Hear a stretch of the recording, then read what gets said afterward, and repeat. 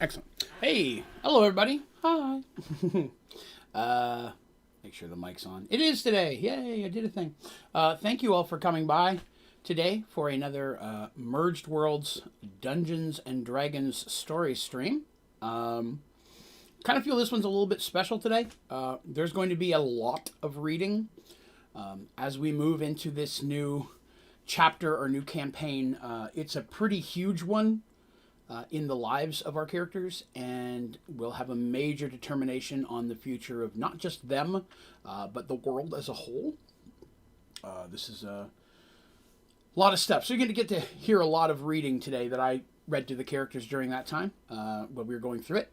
And I'm pretty excited about it. There's a few things that aren't in here, and that I've spent some time working on it today because there's a few things that I improv'd but were ended up being important, and I've been going in here jotting notes down, trying to remember to improv them or to redo them in the right spots. So if I have to stop and say, oh wait, I forgot one thing, please forgive me. Because I have a bad habit of improving things that hit me in the moment as a DM. Maybe the characters or the players do something I wasn't expecting that really opens up an awesome story avenue that I want to take advantage of in the moment. So once in a while I do end up improving a little bit, which isn't a problem when I was playing it, but now 5 and 10 years later, going back and reading it, I'm like, I know this happened in here somewhere. I'm trying to remember where it was. So hopefully you'll allow me a moment or two of failure of memory and to allow me to correct that. But thank you for coming. I see Logan's here, Teresa, Jim and Smashley. We're going to kind of start by overarching and covering some of the things that happened in the time between our last adventure, or chapter if you will, and when this one really hits. A lot of things happened during this time that myself and the players really worked. Like where it wasn't story based, it was today we're going to work in Serenity. This is what I want to do with my temple. This is what Mercy wants to do with her keep. This is what we're going to do with the military. A lot of planning for the future of really these people living their lives, all of them in relatively important ways. Mercy's a queen for all intents and purposes.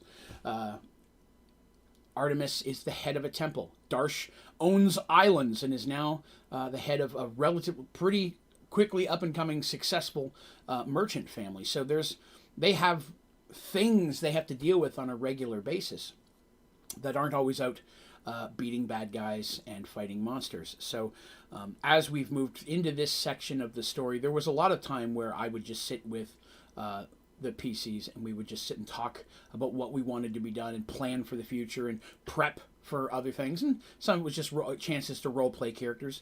Not even was usually a whole day dedicated to it, but maybe we'd do that for the first hour or two before we'd get into the adventure kind of thing. So that kind of stuff, we're going to cover some of that today. But if you will remember last episode, I should say this, thank you for coming by.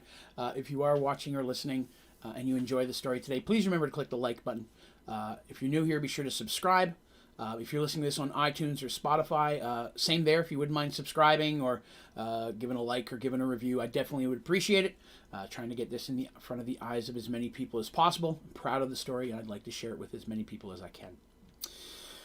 Where we left off last story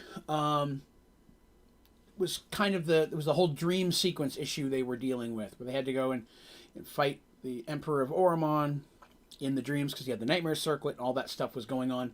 They also had some individual events that they took care of in their own lives. But where we kind of left off with everyone, Dandy was with Darsh in Kronear, along with Michael. And then Mercy and Artemis are still back home dealing with their stuff. Miasha and Seamus, over that year, ended up marrying. During that same time, Artemis and Draven had a private ceremony. It was actually, the ceremony took place at Draven and Tevin's house in the woods to the north of Serenity by a good day or two's travel. Very few people were there.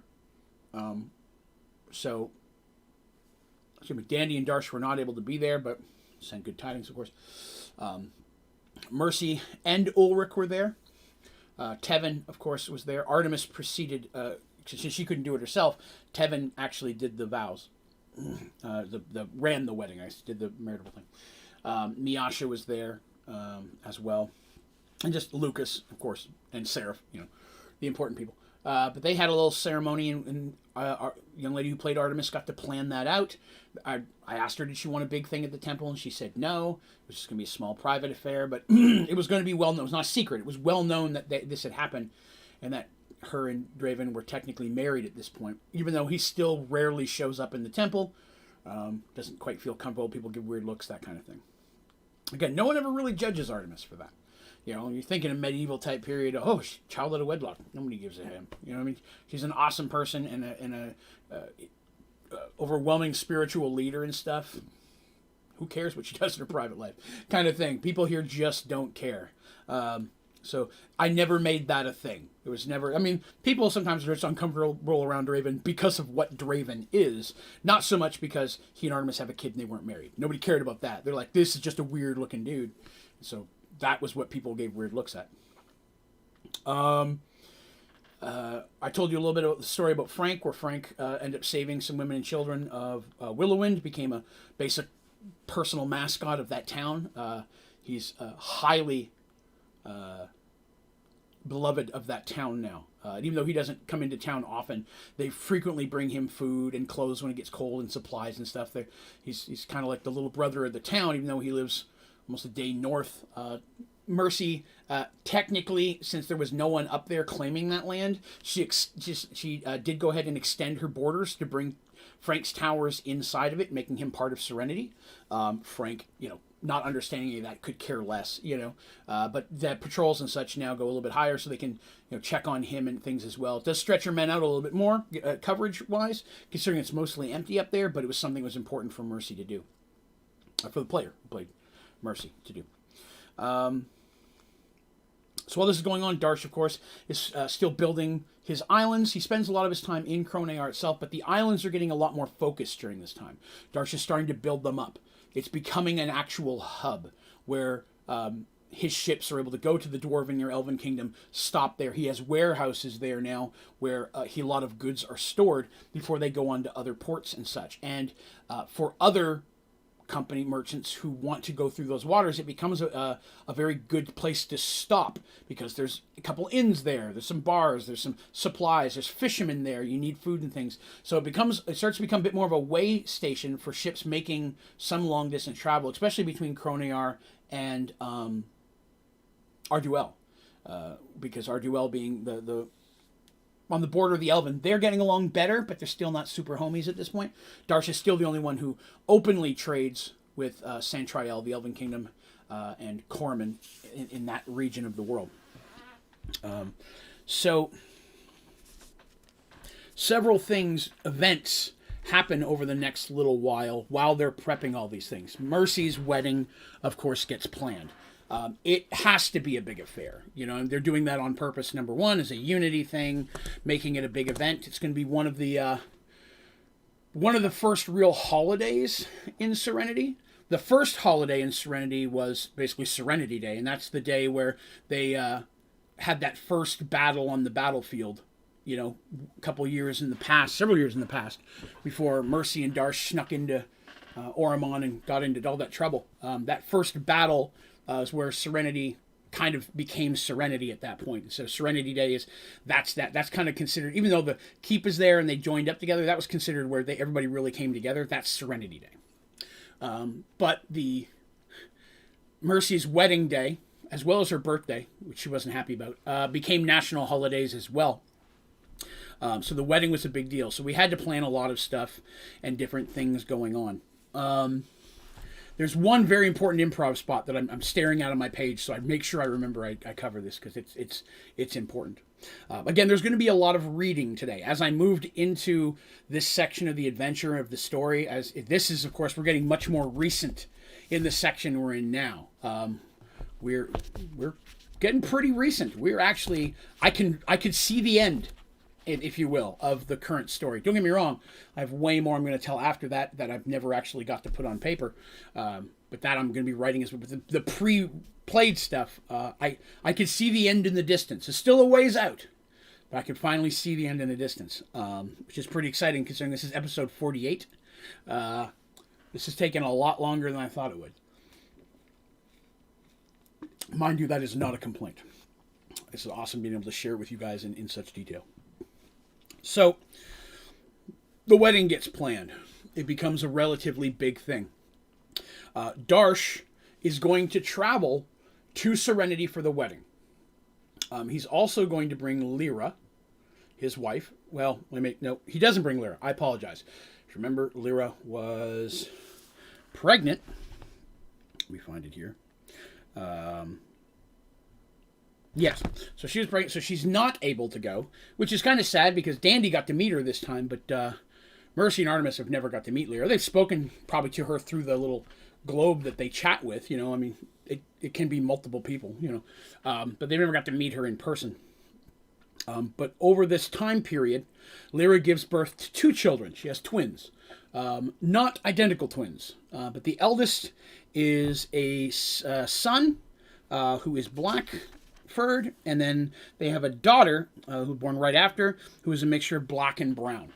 I'm not going to give you their names yet. I do have them, but for this part of the story, we're going to let that set apart. But yes, they have 2 children, and that's one. So she's not able to come with Darsh. So Darsh travels to Serenity with with Dandy and Michael, because they all want to be there for the wedding. And at this point, Dandy and Michael have decided that Dandy's at a point where she wants to kind of maybe spend a little bit more time in Serenity again, which is where they spent a lot of time before they kind of went Michael's adventure to save his life. But they haven't been back there in a while, and so she wants to go and spend some time with her friends. So one thing that happens during this time period, the young lady who played Mercy really had an idea in her head, and it was something she wanted, and it became a bit challenging to pull off story-wise, but it was something she wanted to work towards, so we'd been working on it for a while. She wanted a flying mount, and not in a, ooh, I want to have one, but from a logistics point of view, as the leader of a kingdom, getting from place to place could be important. And if you remember, Fire Moon has hippogriffs. So originally her goal was to get hippogriffs, and to try to get a trainer from them, and she does do that. She does get a hippogriff at first, but a little bit down the road, she's gifted a egg from the Dwarven Kingdom as kind of an extra thank you for helping save them, and it's a griffin egg that they found. And the dwarves have a history with griffins, and a Dwarven griffin trainer comes to Serenity to help train it for Mercy. Mercy and Ulrich are trained equally with it, so it views them both as the riders, although it's really Mercy's. But really, Mercy or Ulrich can ride it as needed. It takes, months and months and months, and they only do it sparingly. It was never meant to be a thing to overpower the characters, but from a logistics point of view, someone who's overseeing multiple cities, now she has this border that she's having to deal with, having that ability to move around a little bit as 1 or 2 people, right? Can't take the whole group, but 1 or 2 people became a bit beneficial. So that's something that happened, and the griffins and horses become her big thing. She's a very mount-based person, if you remember. She did a lot of stuff with horses earlier. So they become her crest, which never officially got designed, but we knew that it was going to be something Serenity-based, was going to be almost like 2 animals coming at you. One was going to be a horse and one was going to be a griffin. So they kind of merge in, not as one creature, but like they're coming out from the side. So both of those become a symbol. But the griffin, because they were in a situation where that could happen, she was already working. They have the hippogriffs. The hippogriffs are one thing that they're using, hopefully down the road, to be able to transport more people. But they have a griffin.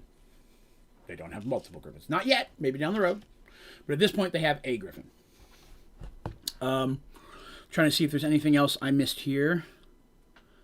Darsh finishes repairing that boat that they've got a hold of, if you remember, at the end of the pirate adventure. He now has yet another boat and purchased another one. So at this point, Darsh's fleet is like 5 ships. The Chimera being the main one. He has multiple ships. Rokar, who was his second mate, is now a captain of one of those ships. Dorum was offered the captainship of one of them. He turned it down. He stays the captain of the Chimera, which is his thing. Darsh was like, half the time I'm there, I'm half the... But Dorham is officially made like the head captain, so even when Darsh is on the ship, Dorham calls the shots. So the Chimera becomes officially Dorham's captainship. But Rokar has his own, which means a lot of times when Darsh is out doing stuff with his named people, most of the main people are still on his ship. Remember Gasket, who's his gnome, Garrig, his minotaur, cleric and things. They're still all there, Nathalion. But Rokar's off on his own ship. And then he had, I can't remember her name, but he had another female character whose brother was the chef. I'll have to look them up. But she got her own ship. On the condition that the chef stay on the Chimera, because Darsh is like, listen, I'm going to promote you, but only if your brother stays here and keeps cooking for me. Because when I'm on this boat, I want food, because he's a good cook. That's why he was hired. And we all know how important food is to Darsh. So the wedding is a little bit down the road. A couple of things happen. Darsh and Dandy begin traveling about a month and a half at most before they get to get there for the wedding. They're going to arrive, a week ahead of time. But it's a travel. They have to take the ship to Paxawal, then they have to go north to the Realm Gate, they have to go through the Realm Gate into Serenity, and then travel a couple days to get into Serenity proper. So it takes a while. So they travel to do that. During this same time period, and this was something that they played out a little bit more, but I'm going to kind of just cover it a little bit. There was a period where another messenger came to the border from Oromon asking for Mercy or a representative to speak with an ambassador. And so they do. And Mercy's like, okay, not happy with this. Doesn't know if it's the same ambassador or not. Mercy does not go. She actually was in the middle of something else, so she sends Ulrich. But Ulrich is not a fool. They're about to be married. He's not taking any chances. At this point, the fort that they've been building, the keep on the border, it's about half done. It's well made. From the outside, it looks done. They're still building a lot of the inside stuff. But the outer wall and such is done. It could be protected and held in a siege if it needed to. They still have a lot of the supplies in there they'd need. But they have been moving people to the front, not only to help with construction, but to help with protection of it. And they've been moving people for a while, as secretly as they possibly could. So when this meeting happens with the ambassador, it's not far from the keep, but it's a little bit more in what you could the neutral area, which is a little bit closer to that big valley where the fight was. And during that time, Oromon actually attacks them. Oromon attacks with 200 soldiers. Basically one of those things where they were cloaked in some kind of spell and they come charging through Ulrich and his retinue of figures. What they weren't planning on is that in the keep as well, Mercy had been stockpiling troops, and there were 400 soldiers as well as 10 mages. And they were magics, and it was them casting spells that uncloaked basically the other Oromon. Then Oromon attacks. Well, Serenity's folks come charging in as well, and these weren't elites because that would have been a little bit more obvious, but it was just regular soldiers. It was meant to be there. I think they believed that the goal was to try to kill Mercy in this meeting, but Ulrich came in instead, and they wiped them out. Serenity just basically wipes them out. There's everybody. The ambassador, I remember there's one big thing where he's like, he tries, not really pleading for his life, but bargaining. It's like, let me go and I'll give him whatever message you need and so on and so forth. And Ulrich goes, you not returning is all the message he's going to need. And he just basically runs him through. The only message he's going to need, you won't be coming home. And slaughters them. The mages, again, making a huge difference. So after that construction on the border and the forts and stuff really goes into high gear, Mercy starts putting some serious money into that. And over the next time period, there are some minor skirmishes and issues with Oromon being seen and found. During this time, Mercy decides to get with Quan. And she decides, you know what, we don't have professional spies. We don't have them, but we need information about what's going on in Oromon.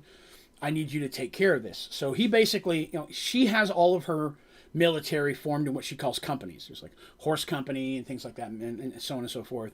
Animal company, things of these. Where a knight is in charge of a specific force, or sometimes two. But they make Shadow Company, and Shadow Company is basically Quan hand-picking people from Serenity. And they work as spies on their behalf, disappearing, doing different things.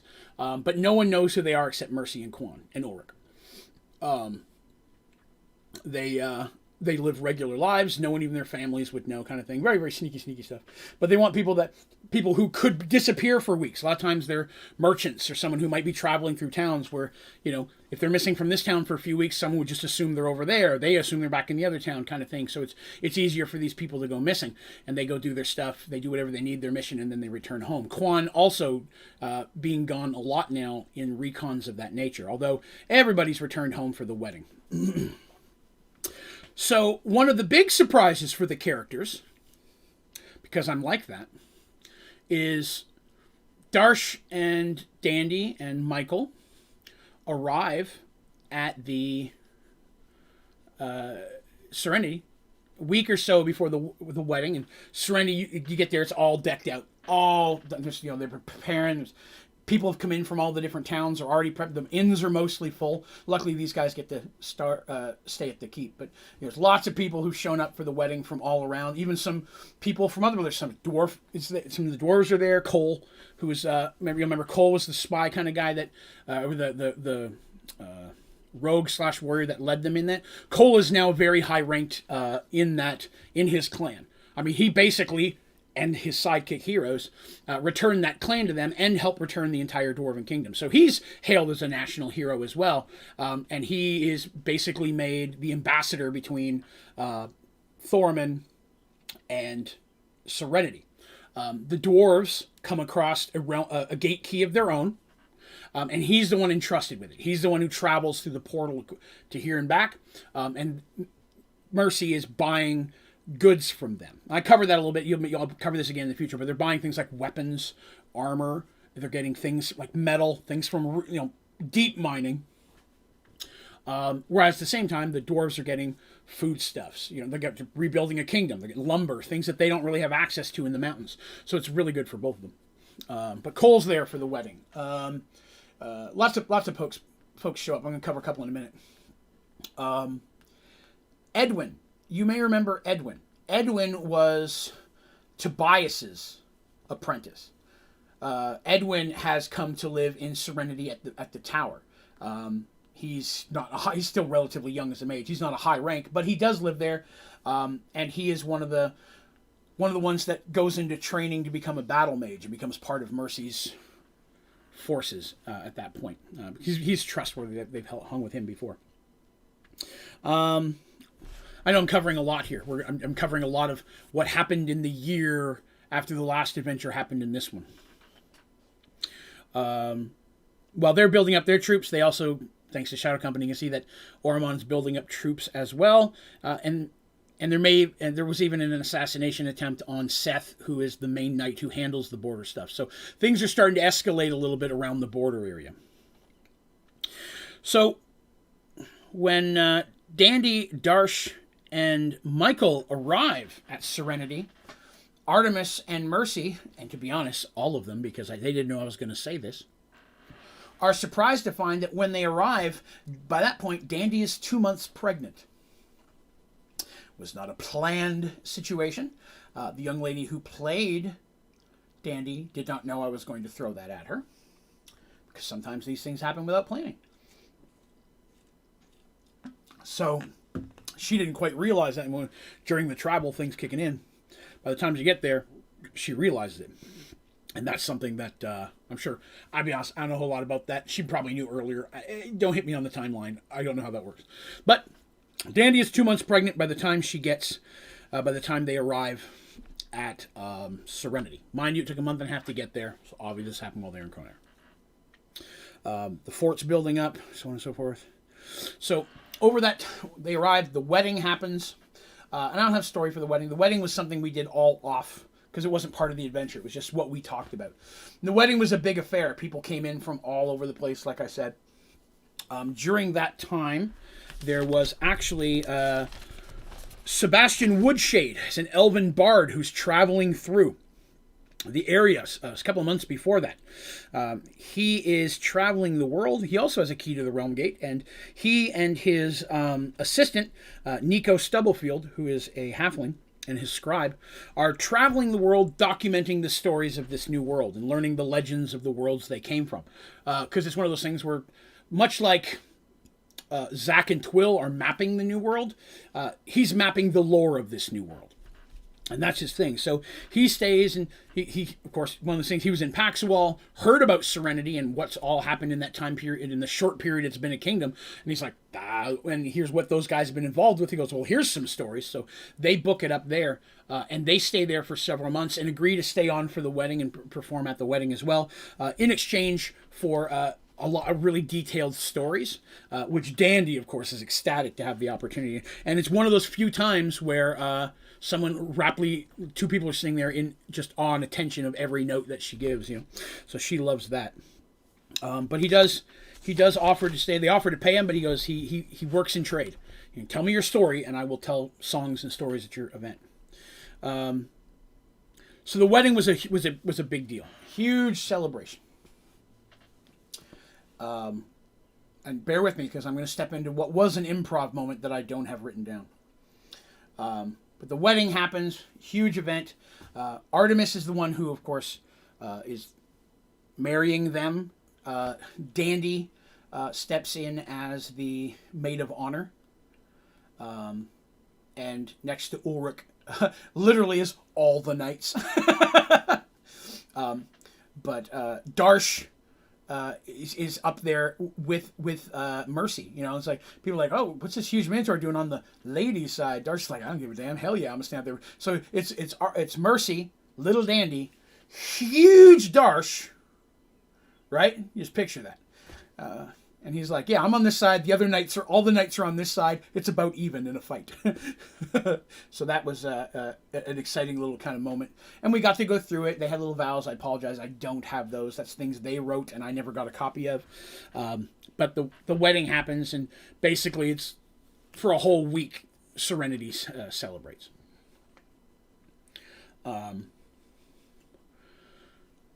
It's the night of the wedding when Mercy awakens in the middle of the night. Even though it's the middle of the night, you can still hear little bits of partying going on outside. It's not as bad in the middle of the night. But she wakes up. I don't have to read it for it. This was an improv. When he looks over and sees Ulrich asleep next to her for the first time. Not that they haven't been in bed together at the same time, but first time his son's been away. But she wakes up. She kind of puts on her robes or whatever it is, and it starts walking. She doesn't quite know why. Something feels weird and off, but not dangerous. Something feels strange, and she doesn't quite know why, but she feels impulsed to get out of bed. And she finds herself just kind of wandering through the halls of Serenity. And of course, every time she passes a guard, this salute kind of stuff, she's like, yeah, you're doing good, because they're manned all the time, especially with the issues in the south, or in the west. So she's just kind of wandering, and she finds herself walking down one hallway where there's not normally a guard stationed, because there's not a lot of rooms down there except a couple storerooms. But what is in that hallway is the entrance to her secret underground room where they keep their magical loot, major treasures, and things that they don't want found. And she opens the door, and she finds herself going down the hidden stairs. The door closes behind her. Lights herself a torch, makes her way down into the room, and she lights the room. And at first, she doesn't quite realize what's wrong. She's looking around, and she can see there's like little alcoves where there's different things. And they're not always weapons or treasures. Some things just maybe keepsakes. They found a tooth of a dragon, something from their adventures that she's kept as almost like a trophy. Some of those things are out in Serenity Keep itself. Some things are just more private for herself. She has them up here as a broken shield from the time she fought or whatever it was, and she kept that shield. Some of that stuff's up there, and she's in the room. Of course, sitting in the middle of the room on almost like a table is a little stand with like two little hooks like this, and inside of it is that scepter thing that they found in the mine.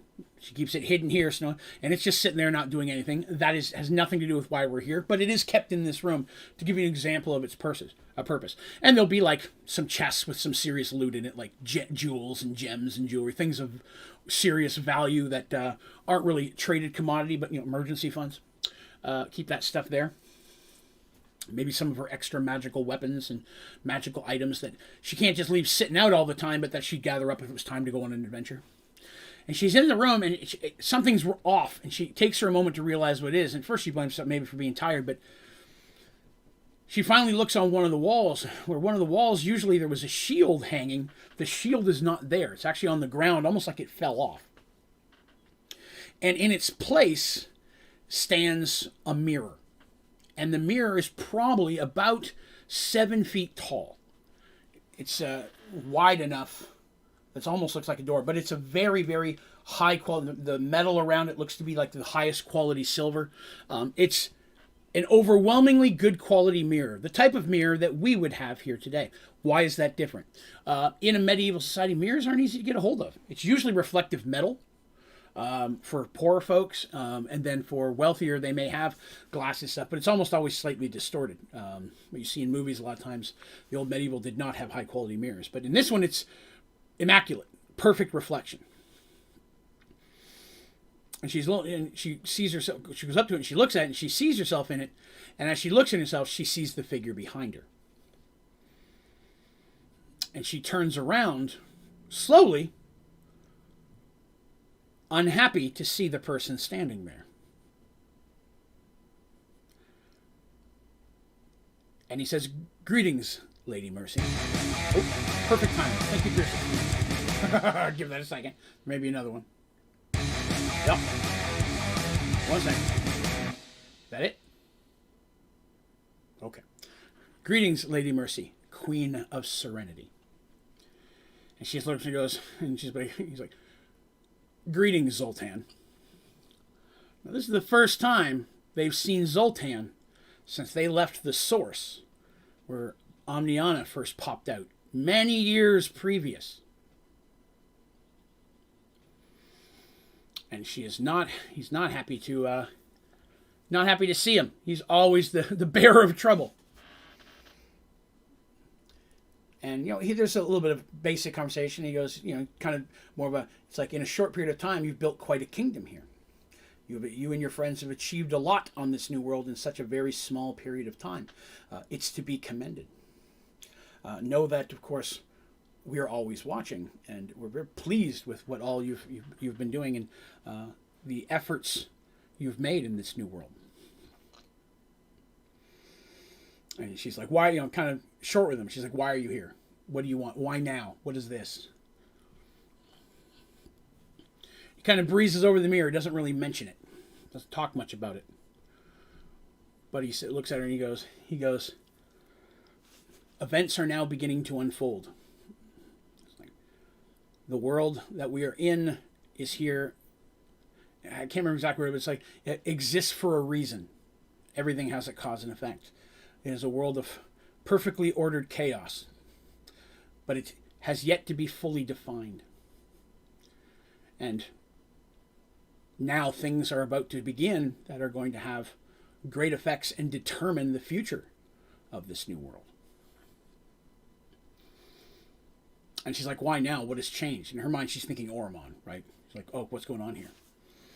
And he smiles and he goes, No. He goes, the trouble of Oromon is definitely an event that you're, something you're having to deal with. Understand that it is not that of which I speak." And he kind of steps up to her, and she's not scared of him. I mean, he's not back up in horror. He's never really hurt any of them or anything like that. But he steps up and he's right in front of her, and he's taller than she is. She's relatively short, but he takes his hand out and he says to her, he goes, "The game is now officially going to begin. Everything before was just preceding this event, but the game has officially begun." She's, "What game? And why now?" And he just smiles, and he takes her hand out and places it on her stomach. And he says, "Because the final piece has been placed on the board. Prepare your kingdom and align your friends and allies. The world is going to become a very difficult place. And he turns and just kind of walks into the wall and disappears. And Mercy puts her hand on her stomach and she's like, oh God.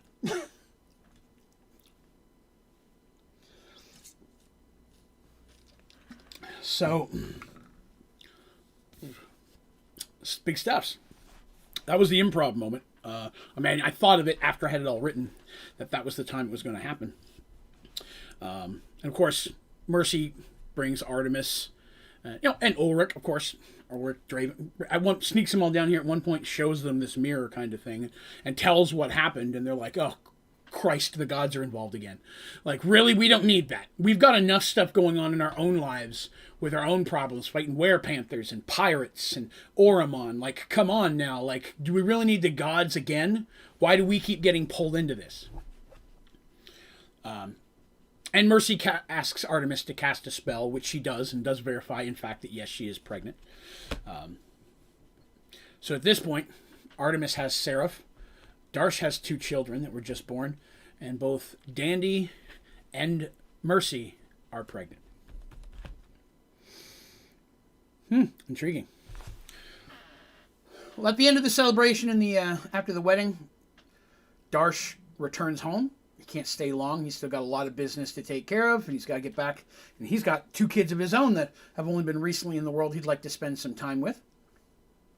But he wishes everyone a fond farewell and heads back with a group of emissaries and ambassadors, people that came from Paxawal from this. Because again, Paxawal's temple would have been here, would have sent some people. There's a spell for Detect Baby. We said there is. We'll say that's a 0-level cantrip. Detect Life, I guess, would be a way to do it. But we'll say that should someone ever need that, yes, I've created a spell that can do that. I would think. You know what I mean? If I can detect magic, I can detect lycanthropy. There's a detect spells for everything. And there is a Detect Life spell.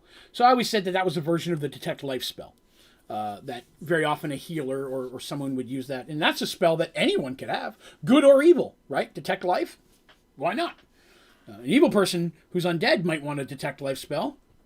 In case he's being attacked by the living. Like you would think. That could be something like that there. But yes, there is there's basically a pregnancy test spell. We'll just go with that. Breeze over that. Oddly enough, they never questioned it. You were the first people that ever questioned that I've told this section of the story to. I love that. But yes, there's a Detect Baby spell. Darsh returns home and again continues working on his life. Dandy and Michael decide that they're going to stay in Serenity. They had a little house they lived in, but at this point, with Dandy going to be having a child, they need an actual place to live. So they, of course, Mercy help. They have all. Dandy's wealthy out the wazoo. She's got money at every city they go to. She leaves a ton of money, so she can go to Paxawal, get money from the temple. Here, she's got money at the temple. Not that Mercy and Artemis wouldn't give her anything she wants, anyways. They're all wealthy here, but they have a home built for her and Michael. It's a little bit closer to Serenity Keep. It's in an area that was not really used. It was a little close to the temple, or close to the keep, so Artemis kind of keeps the land directly around that in case she needs to expand or needs it for something special. But this would count as something special, so she also wants to have Dandy and Michael as close to her as possible, because the closer she is to the keep, the closer she is to protection. That's Mercy's thoughts here. So Mercy and Dandy and Michael build a little house there, and they live there as well. Artemis continues on with her life. Mercy continues on with hers. Artemis dealing with temple stuff. Also helping a little bit with war prep in case that ever happens, or battle stuff. But mostly that's on Mercy. And Mercy had a lot to deal with over this time period. Plus she's married now, right? So now there's technically a king. But I always like to, and it's always been assumed that while there's a queen and a king, she's in charge. There's never been any doubt in anyone's mind in that kingdom that while she has a husband, she's in charge. I kind of liken that to England in our day, right? Like, although she's married to Prince Philip, Ulrich gets the king name, but there's no illusions. She's the queen. She runs this ship, and no one ever questions that, especially Ulrich. And nor would he. In his mind, he's still one of her knights. He's just the luckiest one. So now we're actually going to get into a little bit of the reading now, because I've spent 40 minutes talking about what happened over the past year, and forgive me if I forgot something and have to come back and say, "Ooh, I forgot this one thing," but I probably will, so forgive me. But let's move forward a little bit with the story. So, I'm going to read now. Darsh paced angrily around the common room of his home, muttering to himself. Lyra was only a few feet away at the table, going over his books. Jorn sat in one of the large chairs nearby, watching his lord nervously. He'd never seen Darsh in such a state, and it made him uneasy. Gah! Burst Darsh suddenly, slamming his fist down on the table. Jorn winced at the sound of it cracking and splintering. With a sigh, Lyra removed her reading glasses and looked at her large husband, annoyed. If you wake the children, they're going to be up all night. Something's wrong, replied Darsh. We should have heard something by now. Calm yourself, dear, sighs Lyra. These things can take a while. We'll get word in time. No, exclaimed Darsh. Something's wrong, I know it. I should be there. Lyra looked at her husband and said, And what would you do if you were there? Darsh looks at her with an exasperated expression. I would do things and stuff. I would do things. Lyra looked at her husband with a look of just pity. Darsh began to stammer but couldn't find any words. Defeated, he plopped down into his favorite chair. Rising, Lyra came over and sat by him. She nodded to Jorn, who went to pour them a drink. You must have faith, my love. All will be well. We shall hear from them soon, she said, taking his large hand. Darsh could only nod, his mind 1,000 miles away. I should be there. Captain Williams, where are we on the South Tower? The tower is almost complete, my lady, he replied. Troops there have already been doubled and supplies are full. Mercy nodded, looking back at the large map in the center of what she called her situation room. It's a room specifically with a big table with a full map of Serenity. It was an exact map of the lands of Serenity and its defenses. And the North Tower? Asked Ulrich, who was sitting next to her. We're still moving men in, replied the captain. Sir Seth is there now, overseeing its completion. Suddenly there was a knock at the door. Ulrich nodded to one of the guards standing by it, and it was opened. In walked a tall man in his late 50s. He was thin, with a lengthy beard. His long violet robes touched the ground. Greetings, Magnus, said Ulrich. Mercy looked up at him and nodded. Magnus the Fist was a captain in Serenity's army and in charge of her battle mages. He had become indispensable to Mercy, and his experience and magic made him a powerful ally. Entering with him are two of the Spell Guard. Exceptional soldiers and personal guards of the battle mages, they were with their mage wherever he went. Each man and woman of the Spell Guard were hand-chosen, and each would give his life in an instant to protect his mage. After the battle at the border, Oromon had realized how important the battle mages were. 4 had been assassinated in the first month. It was then that the Spell Guard had been created. Report, said Mercy, looking back at the map. All goes as planned, replies the mage. I have 3 new apprentices training now, and another ready to be deployed. And the wards? She asked. I have mages scanning the border 24 hours, moving and recasting every ward they know. Mercy nodded as she studied the map, looking for any holes in her defenses. Over the past 6 months, hostilities with Oromon had increased drastically. Small attacks and skirmishes happened frequently. Oromon was testing them, looking for weaknesses. Her most recent report from the Shadow Company showed large troop movements on the Oromonian border. Mercy knew it would only be a matter of time. Suddenly a figure stepped out of the shadow that none of them knew was there. The weapons of the Spell Guard were out instantly, both of them moving to stand before their mage. The hands of everyone else moved to their weapons as well, but they were all stopped by Ulrich, who raised his hand to stop them. Mercy didn't even raise her eyes from the map. She didn't need to see the figure's long white hair or pale complexion to know him. Greetings, Draven, says Mercy. I'm assuming it's time? Draven nodded, causing several of the men in the room to flinch. With a sly smile, Draven spoke. My lady says it will be very soon, and bids you come to the temple immediately. Please tell Artemis I'm on my way, she replied. Draven nodded again and began to slip backwards. And Draven? Asked Mercy, causing him to stop. Mercy raised her head, meeting his eyes. Use the door, please. Draven chuckled. Bowing low, he turned and walked past the guards and out the door. Ulrich immediately began to give orders, commanding Mercy's chariot and escort be made ready immediately. He then turned to help Mercy stand. Every knight and soldier immediately came to his feet and saluted. Mercy saluted back. She was 7 months with child, and her armor no longer fit her, but she still cut an imposing figure. Together, Ulrich and Mercy headed to the door. Mercy stopped just a moment to turn back to Captain Williams. And Captain, I want that North Tower fully manned by the end of the week, or I will go there myself and see what the delay is. The captain's face lost all color. He nodded and saluted again as his lady left the chamber. Mercy and Ulrich make their way to the temple. This is the day that d&d gave birth. Michael is there. And when they arrive, they're asking for an update. And Michael's like, the Artemis comes out occasionally. He's out waiting out. And it's been a very long procedure. She's been in labor for quite a while. It was taking a long time. Darsh is freaking out, waiting to hear something. Definitely much longer than it took for Lyra to have their children, or Artemis to have Draven, or Seraph. But it's taking a while. I don't have anything to read from that specifically, but I will say that it was a very difficult pregnancy for d&d. And when her daughter Petal was born, it was very hard on d&d. In fact, she almost didn't come through it. It was a very, very difficult pregnancy. Petal came out just fine, but d&d was definitely stressed from it. So much so that she was almost comatose for a couple of days. Then she was okay. Artemis had her, but she was in rough shape, and her and the baby ended up staying in the temple for quite a while until d&d could start to get some of her strength back. It took a lot out of d&d to have Petal. They did what now? Neon! Sir, you popped in at the right time. Been a little human size or size of her? Well, let's remember Michael, relatively small for a human, if you'll remember. Good question. He is on the rather small side. Petal come out smaller than the average human baby, but larger than you'd really expect from a Kender.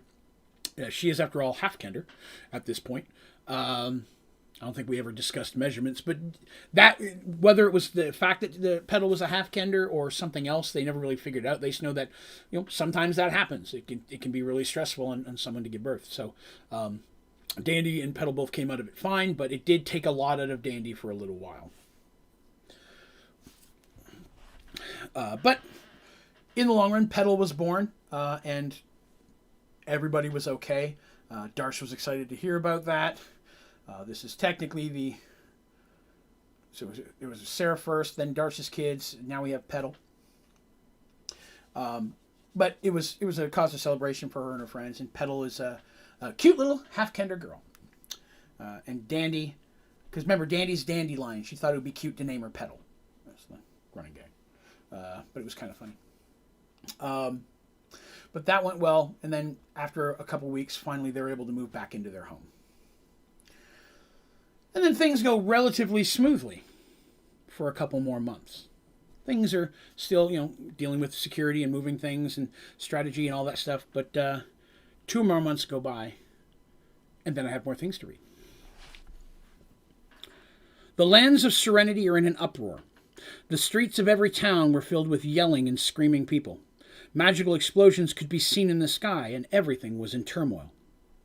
Mercy Harriton Uth-Weston, Queen of Serenity, had given birth to a daughter. The young princess had been born a couple days earlier. Runners had taken the news to every town in the area. The citizens had been waiting, and the news that the heir to Serenity's throne had been born, healthy and well, was greeted by great celebration. Both Mercy and the baby were doing fine. The pregnancy went very smoothly, without any complications. Gifts had been pouring in for several weeks, and the entire kingdom was in uproar. Up in the Keep of Serenity, though, Mercy was concerned.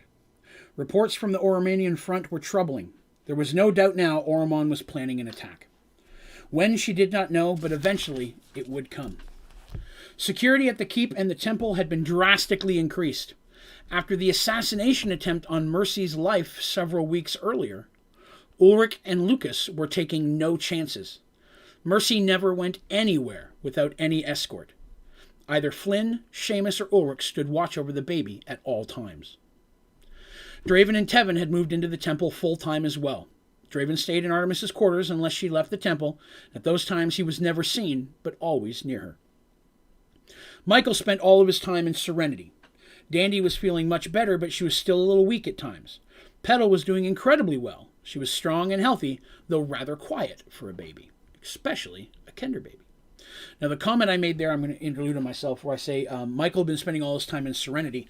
During her when she was pregnant and such, he was still going out doing hunting undead. Now that they're back home, it even felt more important to her and Dandy to make sure there were no undead issues anywhere around Serenity. He had been made aware, he knew about Frank. Frank's not a problem.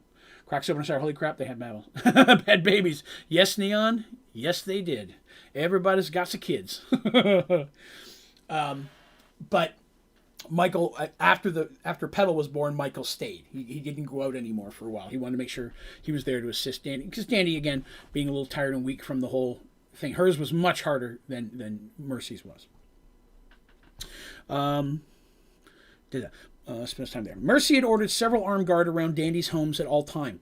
Mercy wasn't taking any chances with her friends' lives. Mercy was overjoyed by the birth of her daughter, but the threats to her kingdom and the people she loved left her little time to celebrate. She had to prepare for the darkness ahead. For the record, she named her daughter Artis, named after Artemis. Artis Heriton Uthweston. So Mercy Heriton was her name, and Ulrich was Von Weston. Yes. So they merged the two names together to be theirs. They both took on each other's name and just made it one long name, and that ends up becoming the family name for the royal family, right? So Artis would be the same. Many miles away, far to the south, Darsh listened to the pounding hammers and nursed his hangover. He had given the entire island 3 days off in celebration of Artis's birth. Now everyone was back to work building his new keep. The Chimera was currently off to Arduel, taking Jorn to speak with a merchant who wished to have a trade presence on Darstopia. Darsh looked around him at what would eventually be his family's new home. It was costing him a lot, but he wanted his family well protected. Luckily, the growth of the main island had provided him with an increase of revenue. While the work around him continued, Darsh made his way to the waterfall. I'm going to interrupt myself again. You may remember that the whole reason they found these islands... yeah, it's read Neon's comment. The whole reason that they found these islands is they were there because they were looking for that pirate lich that they defeated. And on one of the islands, not the big one, not what's considered the main island, but on one of the islands, they found a waterfall. They did the secret passage behind it, went down there, fought the pirate lich. That's the island that he's making his personal home. The other islands are warehouses and business owned, but this island is more for him and the personal homes of other people who would eventually come to live here. So this is where he's building his house, is why I mentioned that. While the work around him continued, Darsh made his way to the waterfall. Hidden behind was the entrance to his underground labyrinth. Special dwarven craftsmen had been hired and brought in from Corman. They alone worked below ground, transforming the labyrinth into Darsh's personally designed underground shelter. This area would be his hidden vault and emergency shelter. This is the funny part. Hidden in one wing was the mysterious mirror Darsh had found there upon his return months before. Darsh had seen a mirror just like that in Mercy's secret room back in Serenity. He had not been visited by the Grey Man, but Mercy had, and Darsh knew all too well that meant eventually that troublesome figure would once again complicate his life. Darsh stopped and smiled. The new secret entrance was invisible to see, perfectly hidden to resemble a natural cave wall. He used his special key to open the door and made his way inside, eager to see the dwarves' progress. Darsh's footsteps echoed like hammers in his head as he made his way down the earth. So, if you remember, there was a small, pond type thing with jungle. It was Jungly Island. The waterfall came off of that. What he's doing is he's building his house around that pond. So that's going to be kind of like a little park area kind of in the middle of his house. And that's really where he's going to have the hidden thing behind the waterfall. So after that time period, so Darsh has a mirror there just like Mercy's. Several things happen over the next little while. Again, I'm going to kind of breeze over some of those. One of those is that Darsh had a vessel arrive. A ship came to the docks of Darstopia. He was on the main island when it arrived, and it was honestly probably the most frightening ship he's ever seen on the seas. It would basically be feared at any port. It's a nightmare. The vessel, the Wanderlust, was a Kender vessel, crewed entirely by the diminutive folks, except by their first mate. The captain was Binks Thimblethorn, captain of the Wanderlust. Kender ship out on the seas for adventure. And Thag, his ogre first mate. Now, I want you to imagine that. This is a Kender ship. They probably bought it and retrofit it. Kender don't normally build ships. But they got the ship and they decided they wanted to have a boat. And Thag and Thag was had lost honor with his ogre clan, had wandered. Humans would never take him in, any of that. He was basically just trying to survive on his own, and was in some type of situation, I remember, where basically Captain Binks and his crew saved Thag's life, and they're like, hey, you want to hang out with us? And he's like, these are Kender, and they're honestly someone who takes him and doesn't, they don't care about whether he lost his arm or this, or whatever the problem was. I want to say he was like missing an eye, something as well. He was lost some type of major battle. And so he became the first mate of the Wanderlust. So that was a frightening ship. You can imagine a ship full of Kender pulls into a port. Everyone would be horrified. As they were. But the Wanderlust just popped in. They bought some supplies, hung out for a little bit. Half the stuff on the island went missing, and then they left. But Darsh met with Thag and Captain, and they talked about it, learned Thag's story. And Thag's like, is it a problem that I'm here? And Darsh is like, no, you don't cause a problem, you're fine. If you're captain, you're your captain's problem, not mine. As long as you behave and follow the rules, we're good. And so Thag was a little shocked by that as well. But of course, ogres and Minotaur always have a bit of a history of sometimes working together. So that's not completely out of the realm of believability. So that's kind of why that works well. But it was more introducing the Wanderlust for the future. I say that because at the point of the last day we ever roleplayed, the Wanderlust never popped up again. But it will. But the Wanderlust is out there, and it's important to me that everyone knows that it exists. So there's that. So like I said, a couple events happen. Darsh's home is being built. He's going back and forth between his islands and Kronear. He's trying to keep the business up and running. Jorn does a lot of stuff for him. Jorn, like I said, was his assistant. Jorn is a big part of the works now. He does a lot of things. And then Darsh is trying to move everything over, getting everything set. Now I have some more reading to do. Hope you guys don't mind too much. There's going to be a lot of reading tonight. Mercy was sitting in her chair looking over a map. Recently made, it showed all the lands between the Empire of Ormond and her lands, the Kingdom of Serenity. A few feet away, Ulrich was sitting with Michael and Seamus, with Artis on his lap. Dandy was sitting on the floor playing with Petal. Dandy was finally feeling like her old self again. It had been almost 6 weeks since Artis had been born, but it had been a busy time. While adding several other small towns and things that had popped up, while adding other small cities to as part of Serenity was a wonderful thing, it also added a lot of work. So there's a couple more villages and farmsteads that had popped up in what would be in or around the edge of Serenity who were like, hey, we want to be part of this too. And Serenity's like, okay. And the borders just keep extending a little bit to envelop these people. But it also brings in more tradesmen, more craftsmen, more farmers, more things of that nature. So while it's awesome to have that, it's also more work for Mercy. Even more troubling was the silence from the border. There had been no skirmishes or issues with Oromon for over a month. No assassination attempts, no sightings of military or anything at all. It had been the most peaceful it had been in well over a year. This only made Mercy worry more. She had grown her army as large as she could. Her border was as secure as she could make it. Now she could only wait. Quan and the members of Shadow Company had all been dispatched weeks ago, but there had been no word. Even though it was quite common for them to be gone for long periods, she was still concerned. Artis began to cry, drawing Mercy's attention from her maps. With a smile, she stepped over and took her daughter from Ulrich. Mercy loved Artis more than anything in the world. Holding the baby in her arms reminded how very important her job was, and she was determined to make sure that all of Serenity's children would always have a safe place to live. There was a knock at the door, and Ulrich rose to answer it. He happily met young Flynn, Mercy's newest Knight of Serenity. So Flynn had been her squire for several years now, for 3 or 4 years at least. And so at this point, he is now one of the actual knights. She has a new squire at this point. That will come across his name later. But Flynn occasionally will step into that role when she really needs some help.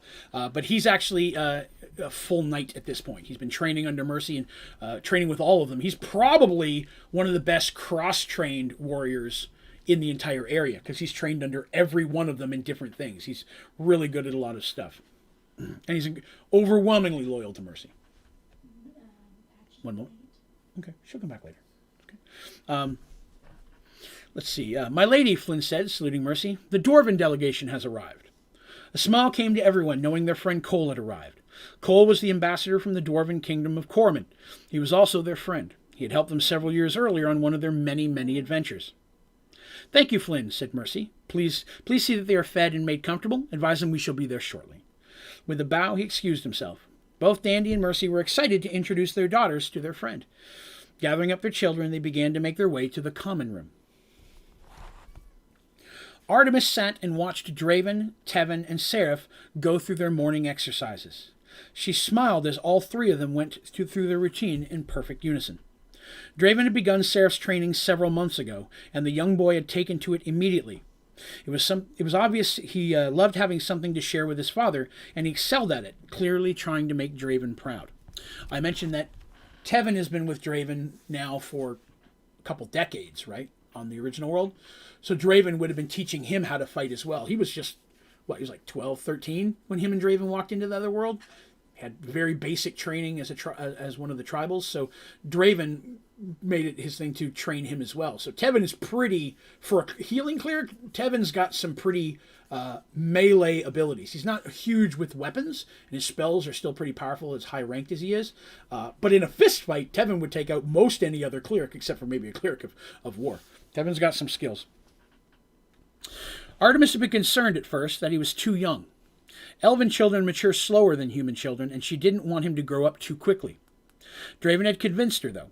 There were things in the world that wished harm to their son, and Draven was adamant he begin learning how to defend himself. Draven also explained that Seraph may one day need to deal with physical changes that will be difficult for him. Draven's training would help prepare him for that as well. The men finished up, and Seraph came over to his mother. "Can I have a snack?" he asked. "Go wash up first, and we'll have some food before your lessons." Sarah smiled and gave her a sweaty little hug before going upstairs to clean himself. Tevin and Draven both sat down near her. Shirtless, both men were in excellent physical condition, though both bore many, many scars. "He's learning quickly," Draven said, reaching for an apple from a nearby bowl. "Much quicker than I did at his age. His memory is uncanny, the way he executes his moves almost perfectly the first time." "He's the same with his lessons," replied Artemis proudly. "He's grasping things faster than some of the older children." Thinking of the other children gave Artemis a moment of sadness. All the other children were always polite and respectful of Seraph, but his looks, abilities, and station made him stand out and clearly made the other children uncomfortable. Seraph did not have anyone Artemis would call a friend. He spent most of his free time with her, Draven, Tevin, or Lucas. "Don't fret, my lady," said Draven, reading her thoughts from her expression. "He'll come into his own eventually. He'll find his place."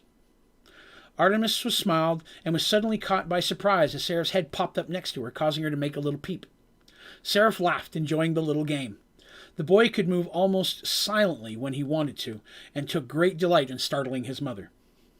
Artemis grabbed him and pulled him onto her lap, tickling him. His laughter filled the room, bringing a smile to the adults. Things had been good in the temple.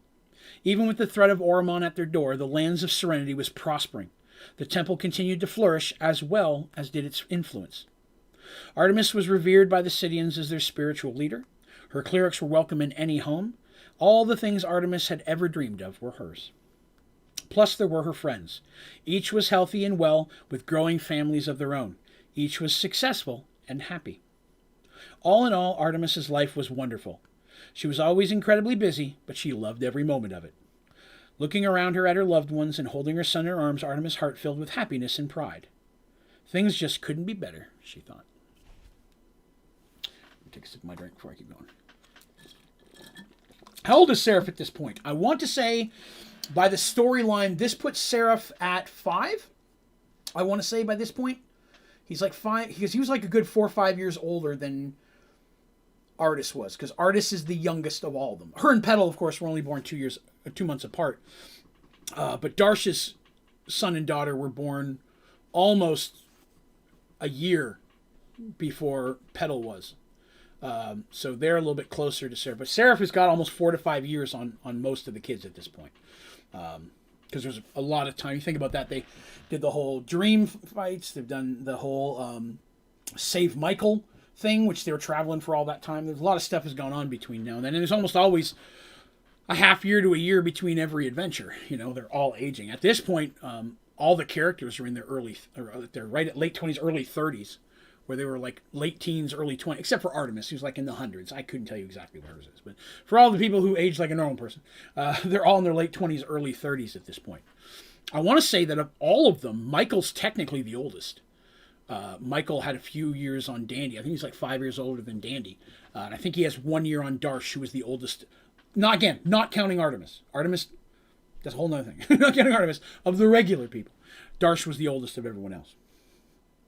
Of course, Fig was older as well as, and Shadow and Willow, who are all elves. But once they all died. Yes. Okay. So we flash back over to the Hall of Serenity Keep. The main Hall of Serenity Keep was large, warm, and inviting. Long tables lined the room, beautiful woven tapestries hanging above. As Mercy and her companions entered the chamber, they were greeted by the sight of 6 dwarves, eating heartily at the bountiful meal spread out before them. Seeing her, the dwarves all stood, the youngest of them coming around the table to greet her. Cole Stonecutter was an impressive figure. His thick, muscular frame was visible under his perfectly crafted dwarven chainmail. His thick, curly black beard hung down to his belt. And don't judge me, I've been asked. "Greetings, friends," Cole exclaims, embracing each of them in turn. He next spent several moments fawning over the babies, as this was his first visit since either of their births.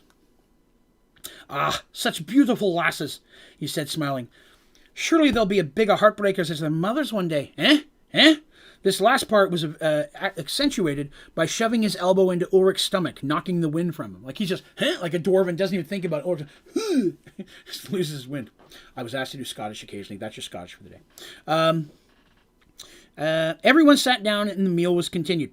Mercy, Ulrich, and Cole discussed the dwarven shipment. Cole had brought with them a large order of dwarven crafted weapons and armor. The Dwarven Kingdom had been selling Serenity supplies for well over a year now, almost 2. The Serenity military was one of the best equipped human armies in the known world. In return, the dwarves made gold as well as traded in lumber, food, and human goods. The arrangement had been incredibly beneficial for both kingdoms, and the two had become close allies. Hey, Muttley. Good day, sir. Cole usually arrived every 3 months. Since the kingdom had acquired a key to the realm gates, travel had been much easier. Before that, they would have to schedule it, and then Ulrich or someone on this side, one of the knights, would have to open the portal for them to come through. The meeting lasted late into the night. Dandy and Michael excused themselves. Their large armed escort already assembled by the gates, they made their way back to their home. Mercy finally excused herself as well, the sleeping artist in her arms. Ulrich kissed her good night, staying with Cole a bit longer. As Mercy lay Artis into her crib, she smiled. The tiny child was the most beautiful thing she'd ever seen. She could only dream of all the many things she would share with her. Lying down into her super soft, extra comfortable bed, Mercy thought about the morrow. The next week would be busy. Multiple meetings with Cole, inspecting the shipment, training the newest recruits. There was still so much she had to do to prepare. As she nodded off to sleep, she could only hope it would all be enough. "I would like to begin by bringing in goods within the next few months," said the large grey Minotaur. "The shop shouldn't take long to build. We expect it to go very smoothly." Darsh looked over the blueprints of the proposed new shop the Bronzeblood clan wished to build on the Fohammer Islands. Darsh had been negotiating with them for weeks, and everything was waiting on his final approval. Jorn sat next to him at the table. They were all sitting in Darsh's office in his home in Cronear. Darsh was pleased with the design. The building would fit in nicely. The Bronzebloods were a major merchant family, and their presence on his island would help him greatly in procuring other contracts in Kronear. Everything seems in order, Darsh said finally. He stood and shook the older Minotaur's hands. I welcome this alliance between our families. The Grey Minotaur smiled. As do we, Foehammer. An alliance with such a powerful clan is a boon to us all. Darsh smiled as well at the compliment. Excusing himself, he left the emissary with Jorn, who would see to all the paperwork. Walking back into the kitchen, Darsh found Lyra and Sasha feeding the children. He scooped up his niece, little Minara, up in his arms. She giggled and popped a piece of apple into his mouth. Darsh chomped it down exaggeratingly. His appetite was legendary with the children, and dining with him was always a spectacle to be enjoyed. Darsh had been back in Kronear for a month. He and Jorn had returned from Darshtopia to make those arrangements and to move forward with moving the entire family to his new home. It would still be 6 months before the move could take place, but it would be a major undertaking. Jorn would stay and reside in Darsh's Kronear home, seeing to the businesses as well as being his representative to the different nations in all around the southern kingdoms. Darsh put his niece down and leaned over and kissed Lyra on the cheek. She playfully batted him away, attempting to continue her conversation with Sasha. Chuckling, Darsh grabbed a muffin from the bowl on the table. After a moment's hesitation, he grabbed 2 more just in case. He made his way into the sunroom and poured himself a drink. Sitting in his chair, he looked out the window over his estate. He loved this home, but he was excited to be moving to his islands. Its growth required him to spend more and more time there, and it quickly became the center of his business. Thinking of homes and family, his mind drifted to his friends far away to the north in the lands of Serenity. There was a lot of trouble brewing in that area, and Darsh frequently worried for their safety. Lost in his thoughts, Darsh lost track of time. Finally, Jorn entered the room, a scroll in his hand. It is done? Darsh asked before taking another drink. It is, my lord, replied Jorn. Everything is signed. I shall have the documents submitted to the registry immediately. Darsh nodded as Jorn poured himself a drink and sat down next to him. You did well, Darsh commented, both with the Bronzebloods and the Arduel merchants. You honor your ancestors. Grinning, Jorn replies, It is my honor to serve, my lord. The 2 men shared a look and then both stared out the window, enjoying each other's company. As the sun went down, the 2 Minotaurs were each lost in their thoughts, daydreaming of honor and family. Get a drink here real quick. Bear with me a moment. So, a lot of things going on. Darsh's other merchant families want to have a shop on his islands, because his islands are becoming a bit of a population. There's people that live there now. Other ships and things come through. Other kingdoms like Arduel and such are going to send their ships there to trade for goods. It becomes a very central hub. So the fact that other Minotaurs with goods that Darsh doesn't deal in, maybe he does, wants to build one there, only helps grow the islands and helps cement himself as a major merchant dealer in all the other kingdoms. All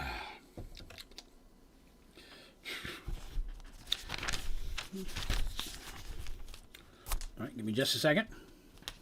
Now, this is going to be one of those time periods where I said at the beginning of the episode, I'm going to forget something and have to go back and say it. I have forgotten. So, over this time period, when all of this has been happening, a couple other things happened. Artemis's temple, as I mentioned, it was growing in influence and such in all the cities. Not like a negative we run you kind of way, but in a help protecting the people, honored kind of way. During that time, more and more clerics are coming to visit or stay at her temple. Some clerics come and stay there, some just travel through that are traveling, much like Artemis and her friends on an adventure. They hear of a major temple swinging through like they did in Paxual. It's a great way to get information, assistance. A lot of times for lower level characters, Artemis would be the Paxual temple. They would be the ones who, let me search our information, let me put my clerics on it, see if we can find anything, we'll check our libraries. We'll do that kind of thing. We'll help protect you. Helps. Your friend, your people are injured and you don't have the healing powers. Come to the temple. Artemis, the High Cleric, might be able to save your friend. She's not quite able to bring back from the dead yet, but I'll be honest, Artemis isn't quite that far away from being able to do that at this point. That is probably one of the strongest abilities a Cleric of Healing can have. She's on the cusp of being able to cast that. Not quite yet. Which, in D&D, being able to do that, it's like, woo, we saved our friend. He died, I brought him back. It's a powerful spell. It's not an easy spell. It's going to require really expensive stuff. It's going to be really hard on the caster. It's not something she's just going to whip out every adventure anytime somebody dies. It had to be a major event for that to happen. And I've always believed, at least this is me, and this isn't D&D canon, this is a Draven thing. You have a period of time. You have a certain period of time to bring somebody back before it's too late, before they've fully crossed over, if you will. That time period is going to depend on how powerful of a cleric you are. So with her being able to finally have that spell, she might be able to bring back someone who died within a week. You know what I mean? A few more levels on her, a month, a year, so on and so forth. But the time, how long can somebody be dead and still be brought back? There really doesn't seem to be a lot of rules in that in D&D. It's very loose. I kind of put a bit more of regulations around that. So, you can't be like, oh, remember that one friend of ours in an adventure that died 20 years ago? Let's go find Shadow and bring him back. Nah, it's too far from that. That's just not doable at this point. And also, you cannot bring someone back from the dead who's been turned into undead. That's a me rule. I've never actually seen anything about it in D&D rules. It may be out there. Once something has been made undead, it corrupts the flesh. You cannot bring them back to life. So you can't use that against them. Like, oh, there's a lich. You're alive now. Oh, man. It's not that kind of stuff. Can't be like that. So just covering a little bit of the basics. But the reason I bring this up is a bunch of clerics have come through. Several new clerics are in Mercy's temple. Artemis's temple. I keep mixing them up. Let's see. Let me bear with me a moment. Give me a second here. I want to make sure I give you the right name. Danica.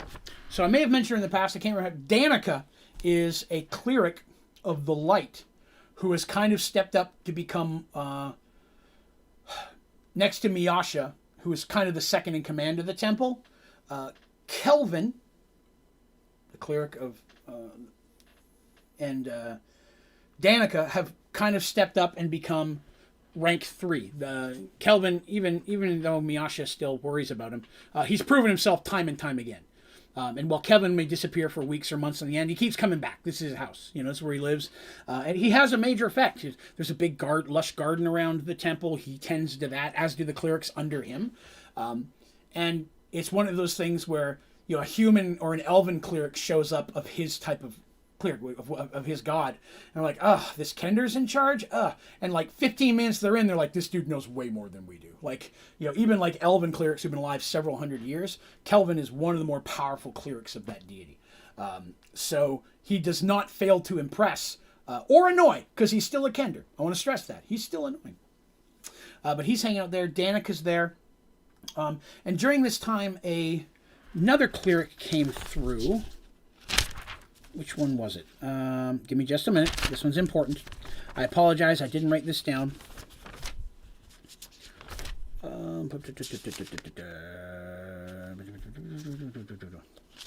with me a second. I'm so sorry this is taking so long. Let me see. Here it is.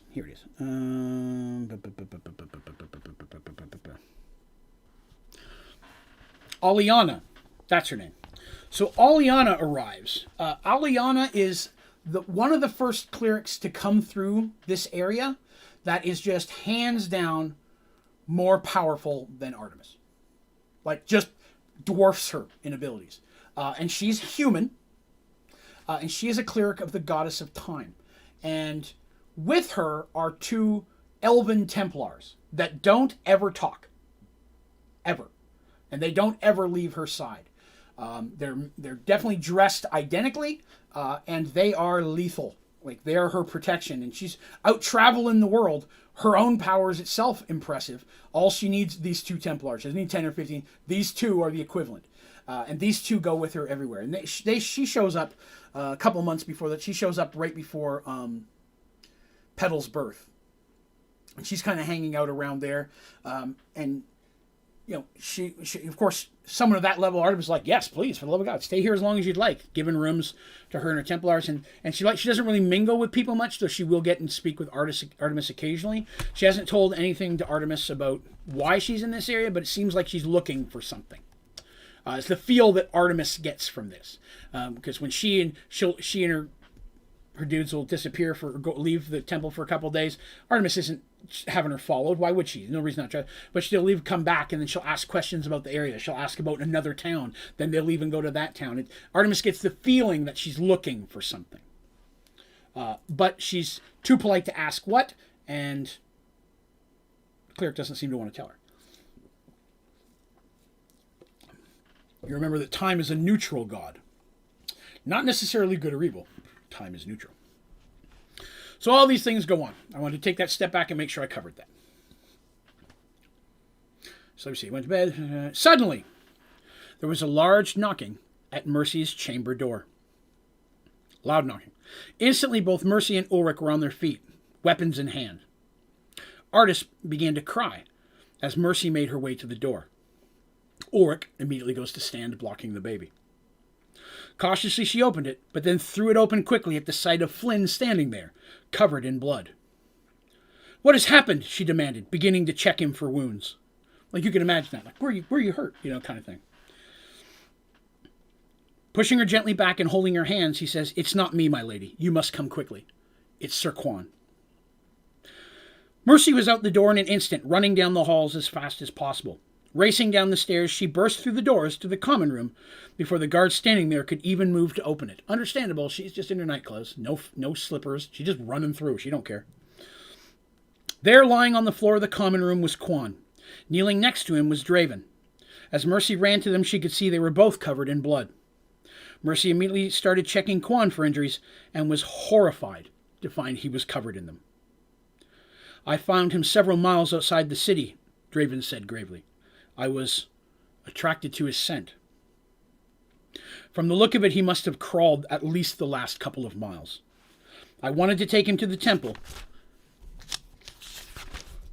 but he insisted I bring him to you." Quan suddenly grabbed... Trying not to sneeze. Quan suddenly grabbed Mercy's hand. His mouth moved in a strained attempt to speak. Mercy leaned in closely, but still could not hear him. Frustrated, Quan dragged her hand to his chest and under his shirt. Mercy felt Quan's blood covering her hand, and then she felt a rolled-up parchment. Mercy took it from him, its paper stained red. Again, Quan gasps something. "Oromon marches," he said Draven. Mercy quickly unrolled the paper, finding detailed battle plans, directions of attack, and which direction soldiers were coming from. "He says you have 3 weeks," Draven said, his sensitive hearing picking up Quan's labored speech. Mercy could see Quan had taken several serious sword blows, and several elite throwing weapons protruded from his flesh. Tears came to Mercy's eyes. Ulrich and Seamus had come into the room, struck speechless by the scene before them. "My lady," said Draven, placing his hand on her shoulder. "His breath is almost gone. You must let me take him to my lady if he's to have a chance of life." "Go," Mercy ordered. With one quick, smooth movement, Draven effortlessly scooped up Quan in his arms and leapt into the air to the open window above, and a second later he was gone. The room was silent, and no one moved. All they could do was watch Mercy as she stared at the blood on the floor. When Mercy raised her head up and looked at them, even Ulrich took a step back. Never had anyone seen her look like this. The amount of anger and hatred on her face was horrible to behold. She stepped to Ulrich and handed him the papers. She was no longer his wife. She was Lady Mercy, his queen and liege. "Get everyone in here," she said to him. "The knights, the commanders, and Magnus. Get them all in here before I return." Ulrich nodded, turning to the nearest guard. Mercy yells, "Get me my horse!" The guard took off at the main door as Mercy returned to her room. Flynn had already had laid clothes out for her, and moments later she was outside the keep on horse, heading towards the temple at full speed. She had no escort. None was needed. Woe be to the enemy foolish enough to cross her path this night. Any such fool would only find his death.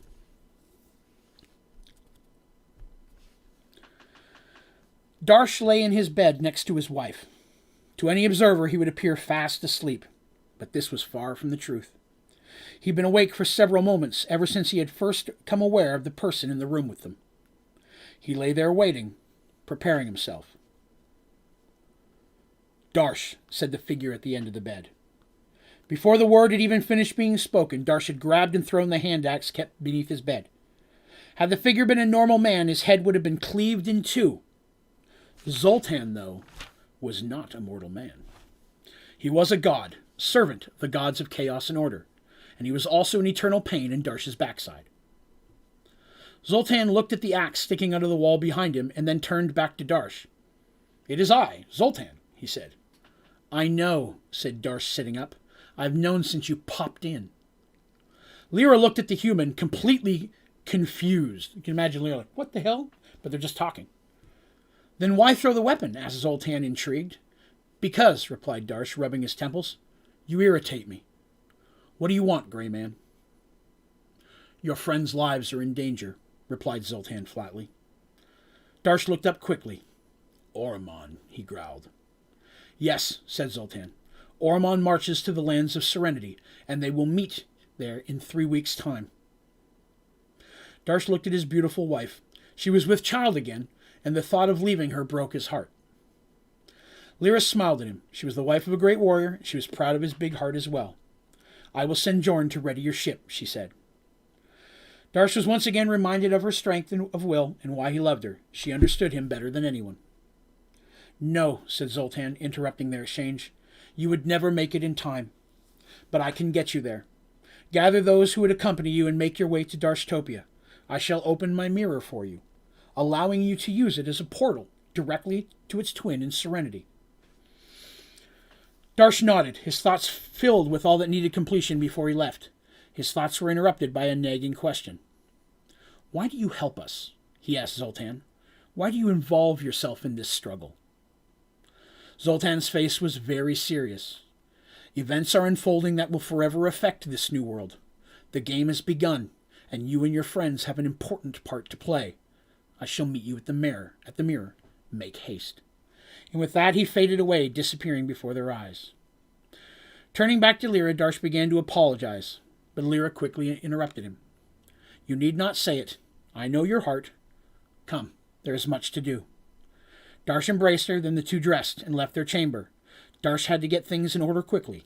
He was going to war. Mercy was running down the halls of the temple, heading towards the infirmary. She was almost there when she was met by Lucas. "He's not there, my lady," he said. "He's in a private room." Mercy turned to head towards the private rooms, but he placed his hand on her, stopping her. "You can't go in there." "The hell I can't," she retorted, shrugging off the larger man. Turning back, she found herself once again standing face to face with Draven. "If you enter, you may disrupt my lady's spell, and then he will die," Draven said smoothly. Mercy wanted to yell at him to move, but inside she knew he was right. She could only stand there feeling helpless. Draven and Lucas escorted her to a small private study. Once they were alone, Lucas poured Mercy a drink as Draven spoke. "Quan was not alone. Before passing out, he told me there was another. I was able to track him, and he's in there with them. It was another one of your shadows, and he's also very seriously injured. Artemis, Miasha, and Tevin are in with them now. They will do everything they can." Mercy could only nod as a million thoughts raced through her mind. She knew this day would come, and had dreaded it every moment.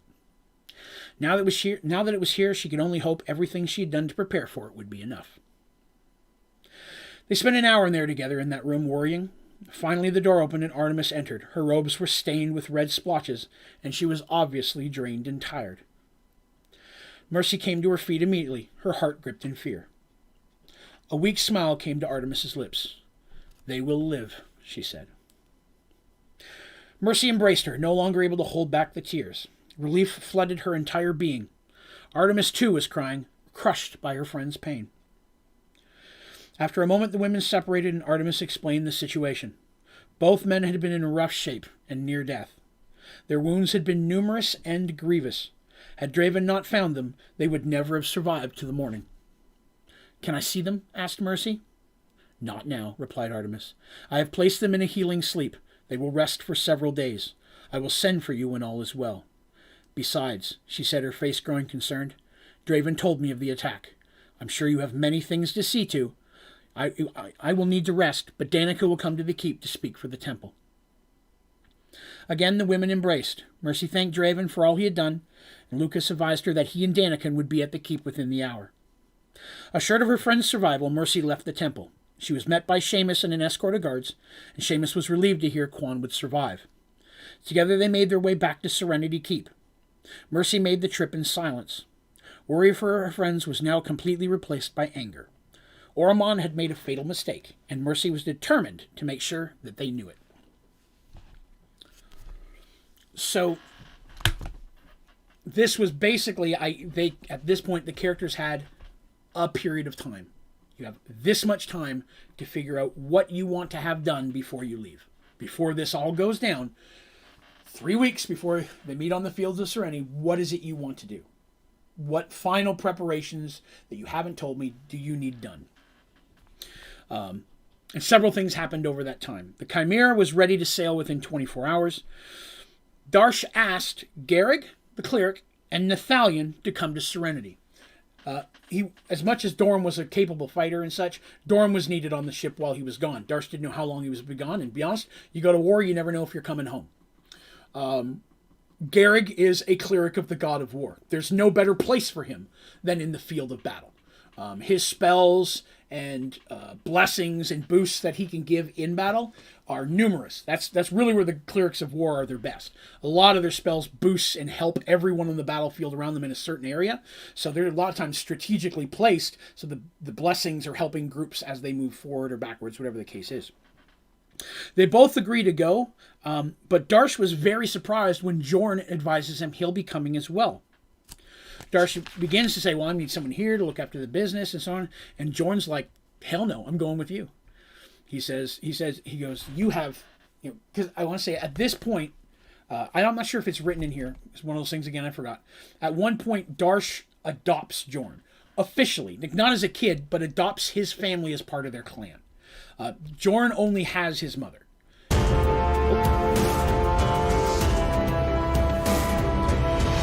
Kiwi clan just hit 5 months as a member. Thank you, Kiwi. I appreciate that. That re-upped us. But Jorn's father died years. It was just him and his mother. They weren't from a high clan to begin with. They were poor. Darsh took them in, and adopting him in really boosts him and gives him an actual place. So in many ways, Darsh has become like a father figure to Jorn. And Jorn is determined to make sure that Darsh makes it home. Darsh has some time to equip them. Darsh goes through some of his magic items. He's got a few. He's got some extra magical swords, like +1s, things they've gathered on adventures that he doesn't normally carry but would still be considered loot. The amount of times they come home from an adventure with 4 long swords +1 and 3 daggers +2, it's like, well, we'll put these in the pile. Every time the elites, the Oromanian elites, all carry long swords +1.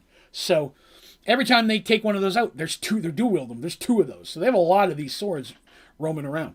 Darsh has a bunch of them, and he equips all of Nathalion, Garrig, and Jorn with what magic items he wishes and things of that nature. This is also a chance for Mercy, Artemis, and to give things to their people as well. If they have any extra magic items that are technically in their ownership but that they don't use, it's a good time to bequeath. Hey, this is yours now. Here's a magic ring of protection. Here's a potion of invisibility. This will help you, and things of that nature.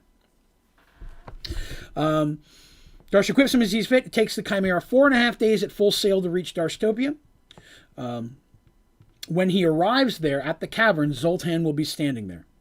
Zoltan explains to him that the mirrors can be used to communicate anytime. Anytime they want. They go down and talk through the mirror, and if Mercy's standing in front of her mirror, they can have a chat. Gives them, there's a magical command word that allows them to do that.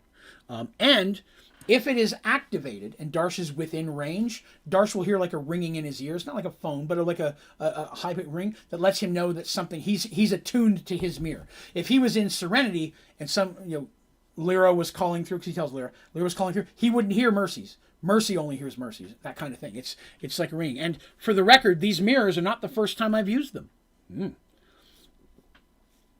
If you've been with us for a very long time, all the way back to episode 1, you remember that when the Firemoon brothers were given their own kingdoms in a hidden room beneath each of their castles was a magical mirror that they could communicate with, that they used to do so. And that's when Rafe knew something was wrong, when he went down in there and his mirror was cracked and blackened. That's when he knew something bad had happened at his brother's, and he had to gather the friends and go down. And that's what started the whole Nylad as the Baron kind of thing. So these mirrors are something that Zoltan has gifted before. And now he's given one to Mercy and Darsh, as they both have permanent homes. Artemis, he can't. Even if he wanted to give one to Artemis, that's unholy ground claimed by another god. He doesn't get to do that. Zoltan's a demigod, and even though his gods are elder gods, they're still not going to mess with holy ground that is already bequeathed by Tavian. So Artemis wouldn't get one. Dandy doesn't get one. It's Mercy and Darsh that are kind of the heads of those areas. So this allows them a way to travel. Now, they can use them as a portal once per 30 days. That's a one-way trip. Up to 10 people can go through a portal, and then neither portal can travel for 30 days. Then the people can come back. So if you travel through, you're there for at least a month before you can come back again. But that's still faster than traveling all the way down through Paxawal and through the gates and all that kind of stuff, catching a ship. It's still going to save month and a half of travel. You'll be there instantly, but you got to wait 30 days before you can come home. He gives Darsh the command word, wishes him well, and then disappears. Upon hearing the news that war is coming, both Dandy and Michael tell Mercy that they will also be joining the war effort. Mercy will be making very heavy arrangements to protect the children while they're gone. In fact, Petal and Artis will be coming to the temple, because technically Mercy has to take every warrior she's got. The temple is going to be the most protected place, even more than the keep. So the children will be staying there where Seraph is and so on. So they hate to leave their kids this early. They've only had them a couple months, right? But when you're the leader of a kingdom, you don't have a lot of choice. But both Michael and Dandy will be joining them in battle. Artemis has to arrange who's going to be going and who's going to be staying.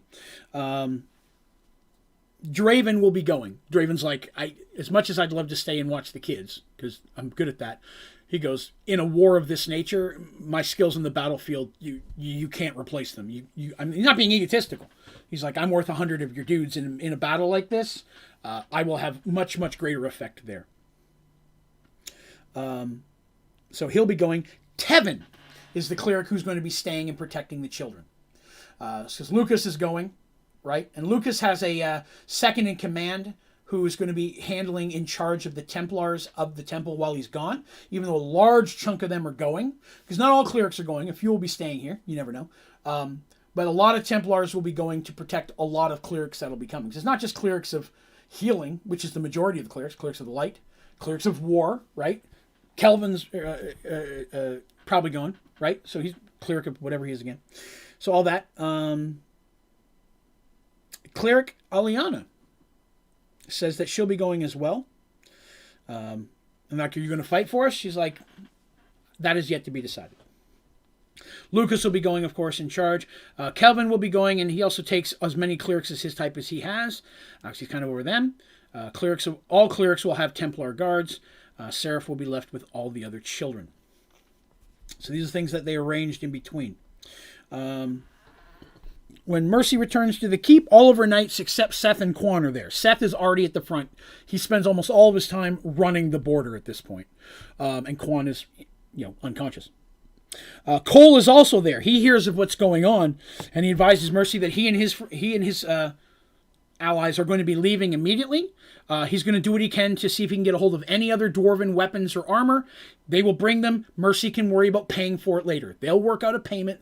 They're not concerned. They want to make sure their friends have weapons and armor. Mercy thanks him. She goes, yes, we'll take anything you've got, because she's going to be calling, runners are going to go out to every town. Every town already has to know this is going to happen eventually. But now it's official. We need you. Anyone who can fight needs to come to the front. It's the only choice we have of not being trounced over. So the call for war goes out to everywhere, and the dwarves go home to see if they can get weapons and armor for as many of them as they can. Sending all the town for volunteers, gathering supplies, preparing supply trains, starts moving troops to the front line. And then, of course, she hears their little globe starts gleaming. She goes, hey, I've been told what's coming. This is how the mirror works.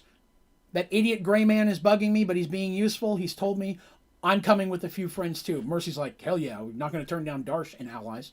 Says, I'm going to be coming through the mirror. And she's like, oh, that's what that's for. Cool. And then now they can use the communication. She figures all that as well.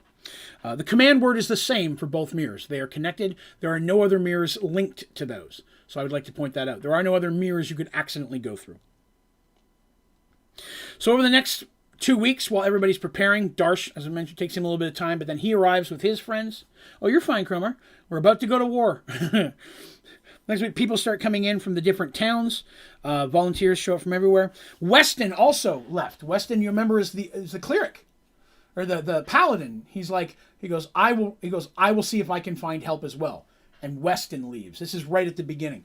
Over the next couple of weeks, he returns as well. And he doesn't come alone. He returns with 4 brothers, 5 cousins, and his uncle. All paladins. All knights of Rohan. So they arrive. Ulrich takes the griffin to fly to the front. Lets Seth aware, because Seth's at the front and doesn't know this is happening. He says, this is what's all missed. This is what's happened. We're sending people. Expect people to start showing up. So Seth can get that preparation as well. On the 3rd day, Quan is visitable. After a week, he is released from care. He's healed at this point. A little tired. The other person who was saved is snuck out of the temple. That's one reason they're in a private room. No one gets to know who that person is. They return to their regular life. Maybe they'll be a volunteer in more. Maybe they won't.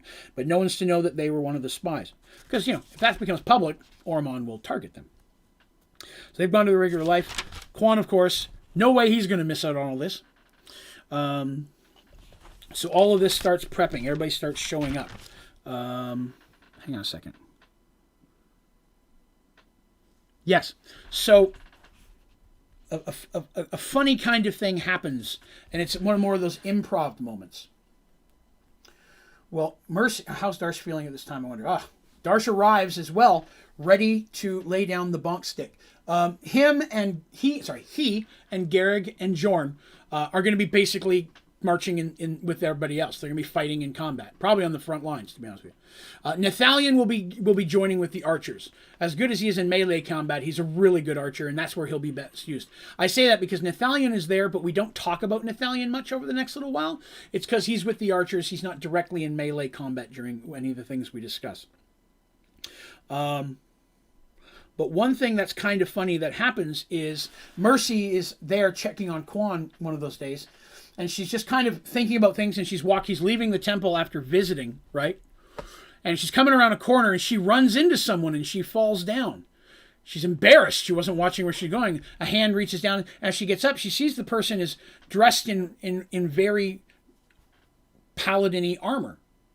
And she recognizes it as the same type of armor that Weston wears. Because she's seen Weston multiple times, the paladin, and he's been around. I'm sure she's met with him. She recognizes it, but it's older. It's kind of dingy. It's kind of worn out a little bit. Like it hasn't been taken as care of, or it's been worn a very long time.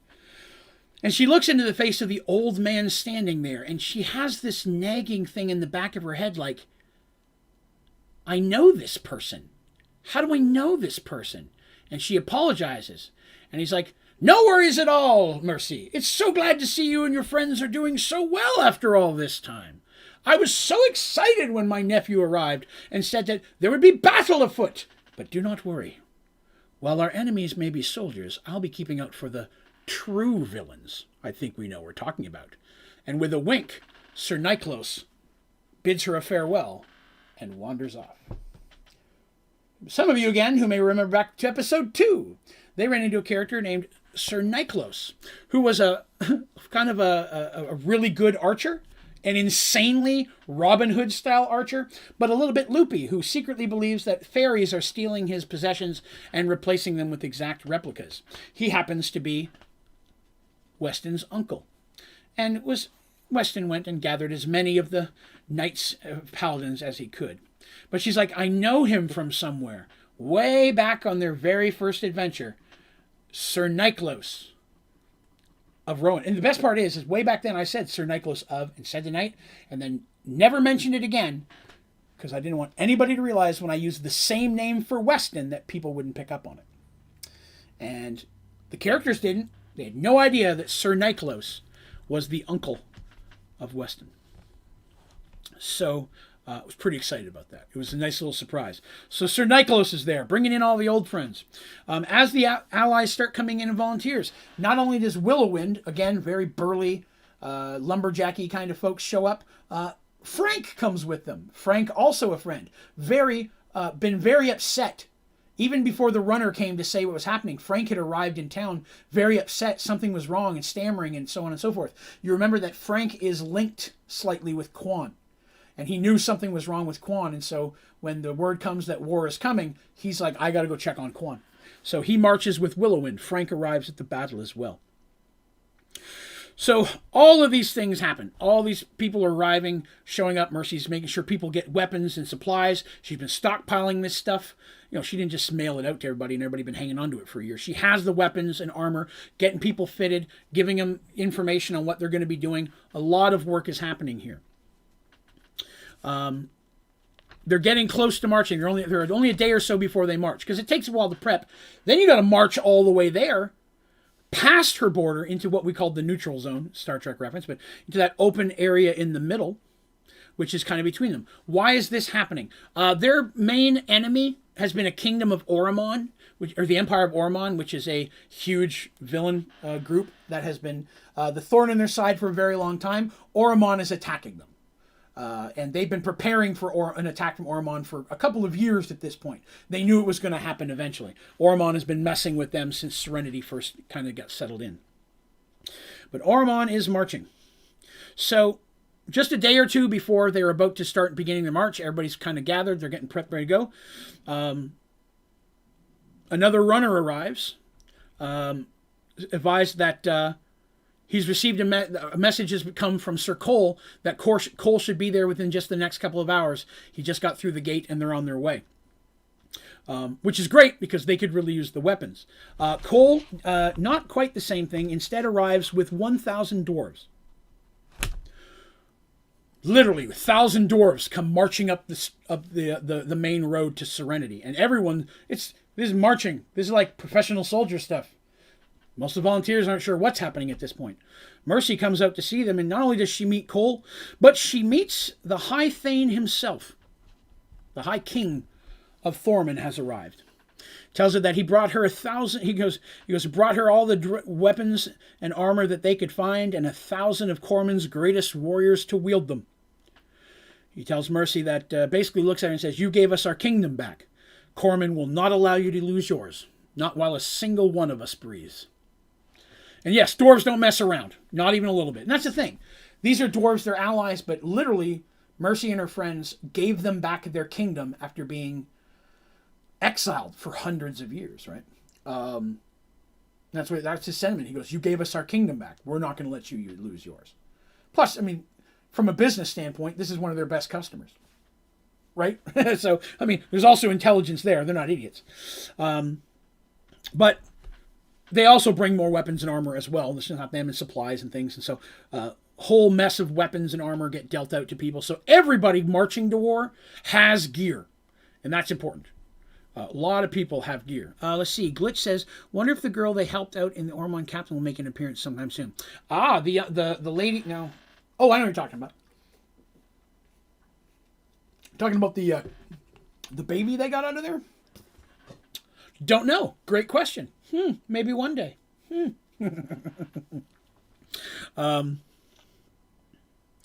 So, all this stuff gets done. This is all the prep that they've done. They are ready to go to war.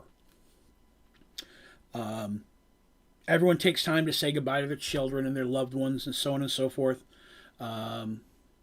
All that kind of stuff's happening. And then they begin their march to the border. It does take some time to get there, and then it's a good march to get to where the battle's going to happen. It's going to be that same valley that they fought in the last time. It's a huge open area. It's basically smack dab in the middle. And it's really the only place for a war. Fighting in woods, nobody wants to do that. Nobody on either side wants to fight in the trees. right? Especially when you have a large military that's been trained to work together. Fighting in a forest is going to take half of that training and throw it out the window. So even Oromon isn't stupid enough to come through the forest. They want a wide open area where their, and I will say, drastically greater numbers will be of more effect. So everybody has their emotional goodbye with their children. I said, the way I have it written down, allow PC's emotional goodbye with children / peeps. That's what they're people. And then they began the march. They arrive at the battlefield first, which is to be expected. They're there because they're going to stop the wave of whatever's coming at them. So they have time to get there, set up a little bit, prep, which has always been the plan. Oromon comes, and then Oromon's eventually going to show up. You just see the marching army, and then they're going to stop.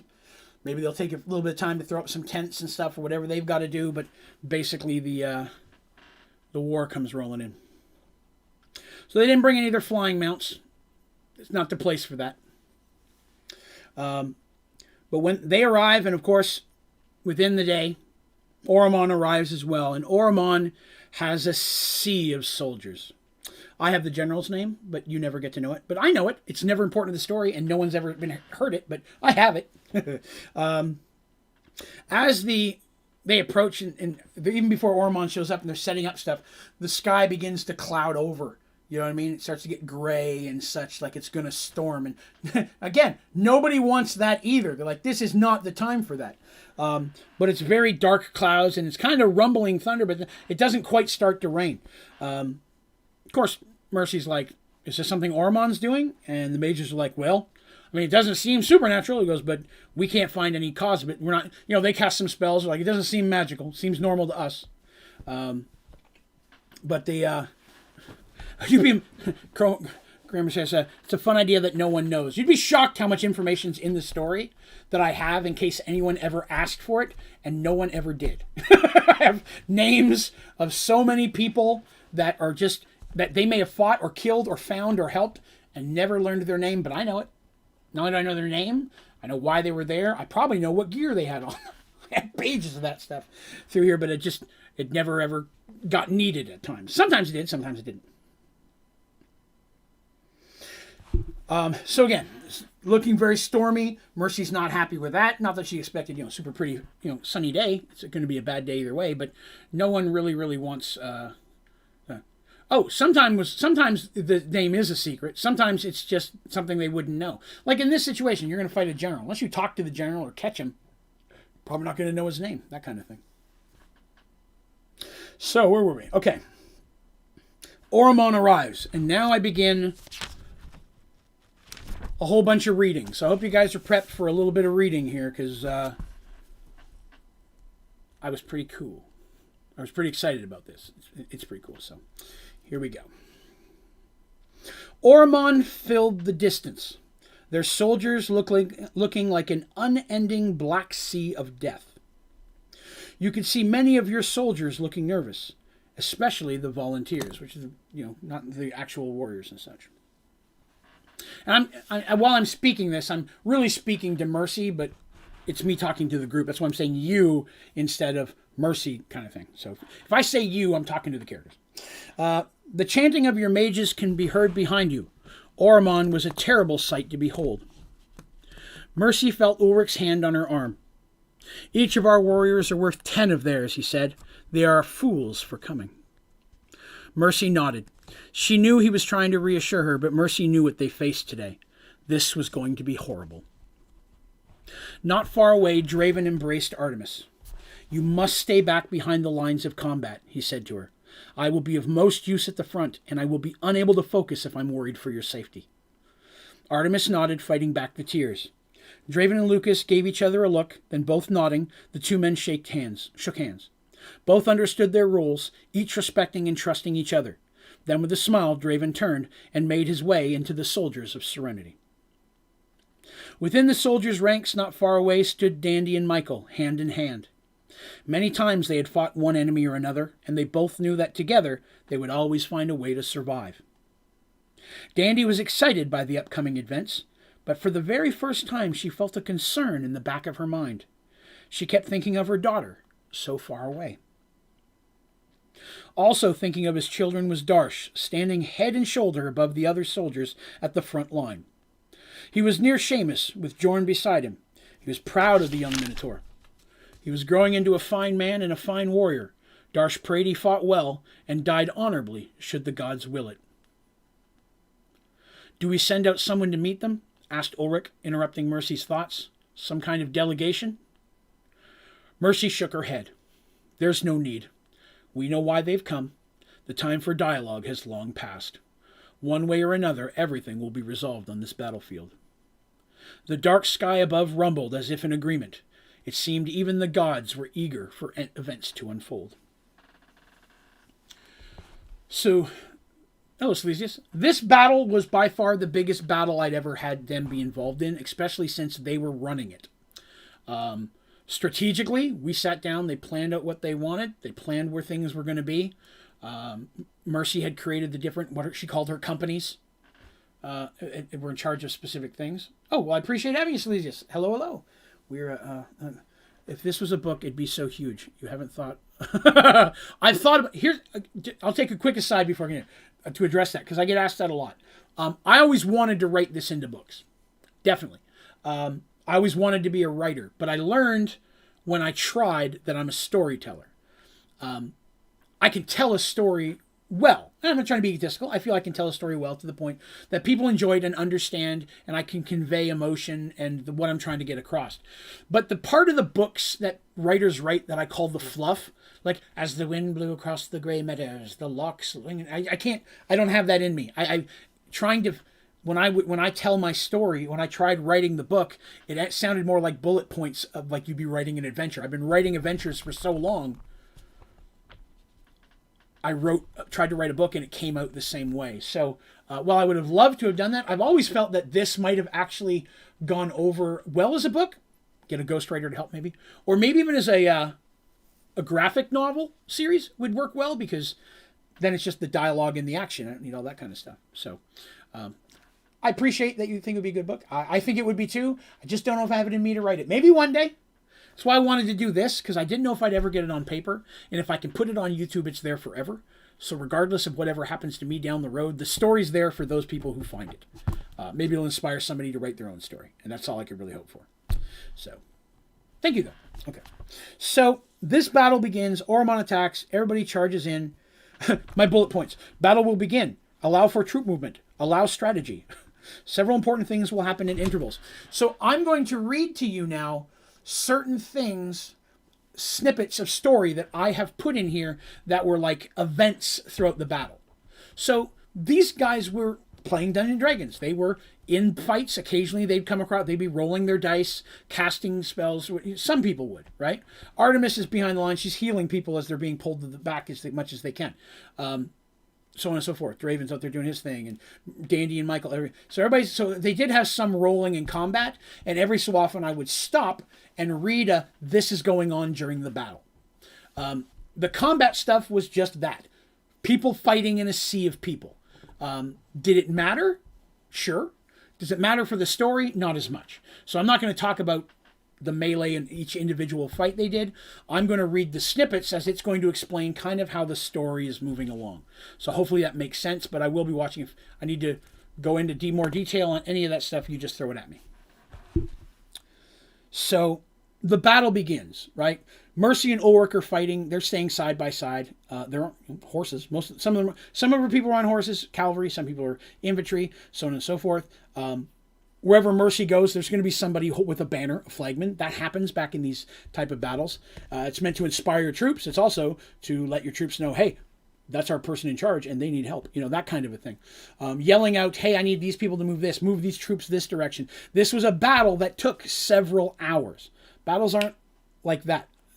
A lot of them look really cool in movies when they take place in 5 minutes. But a lot of battles with going back and forth, not everybody runs into combat at the first time. You send in your first group, and then you send in another wave, and then you send in another wave. It can take time. So this battle took place over several hours. And during this time, all of the people, the PCs, the NPCs, all the people I've talked are in there fighting, just trying to survive. Trying to kill more people so that they can't hurt the ones they love, and trying to stay alive at the same time. So I'm going to read some snippets as we go through here. And this is the same order I read them to them. Snippet number 1 is Dandy.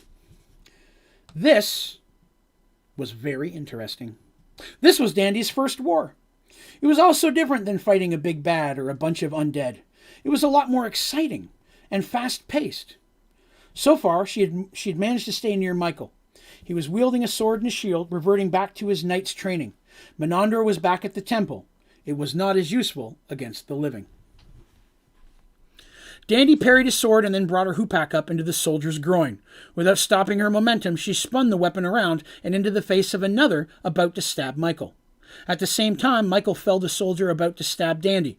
This is how they made their way across the battlefield, side by side, watching each other's back. "Good hit!" came a voice beside her. Glancing over, she saw Kelvin the cleric. "You're really good at bonking." "Thanks," replied Dandy, while kicking out the legs from beneath an Ormanian mace wielder. "I've had a lot of practice." The two Kender laughed together. Kelvin moved his hands, and Vines began tripping and grappling with a group of the enemy. Dandy clapped, and Kelvin gave a little bow. With a smile, he ran off into the crowd. "He's a nice fellow," said Dandy. "He grows really good tomatoes." "Really?" said Michael, grappling with another man. "You want to talk about vegetables right now?" "What?" asked Dandy, confused. "Vegetables are yummy. There's never a bad time to talk about vegetables. And technically, I think tomatoes are fruit." Michael could only laugh, which only confused Dandy even more. Oh, well, I appreciate it, Cromer. Thank you very much.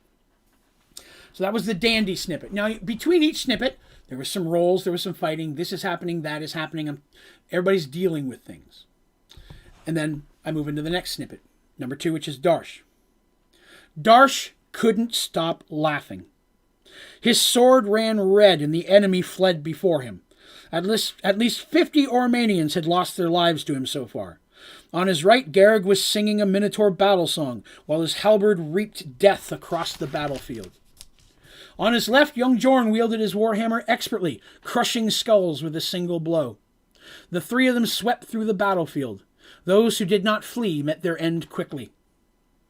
Suddenly, a short distance away, Darsh noticed Seamus's bald head above the others. He and a group of warriors were being hard-pressed. Darsh's heart sank when he saw what was coming at them. Dressed all in black, a group of at least 12 Oromanian elites were cutting a swath towards Seamus.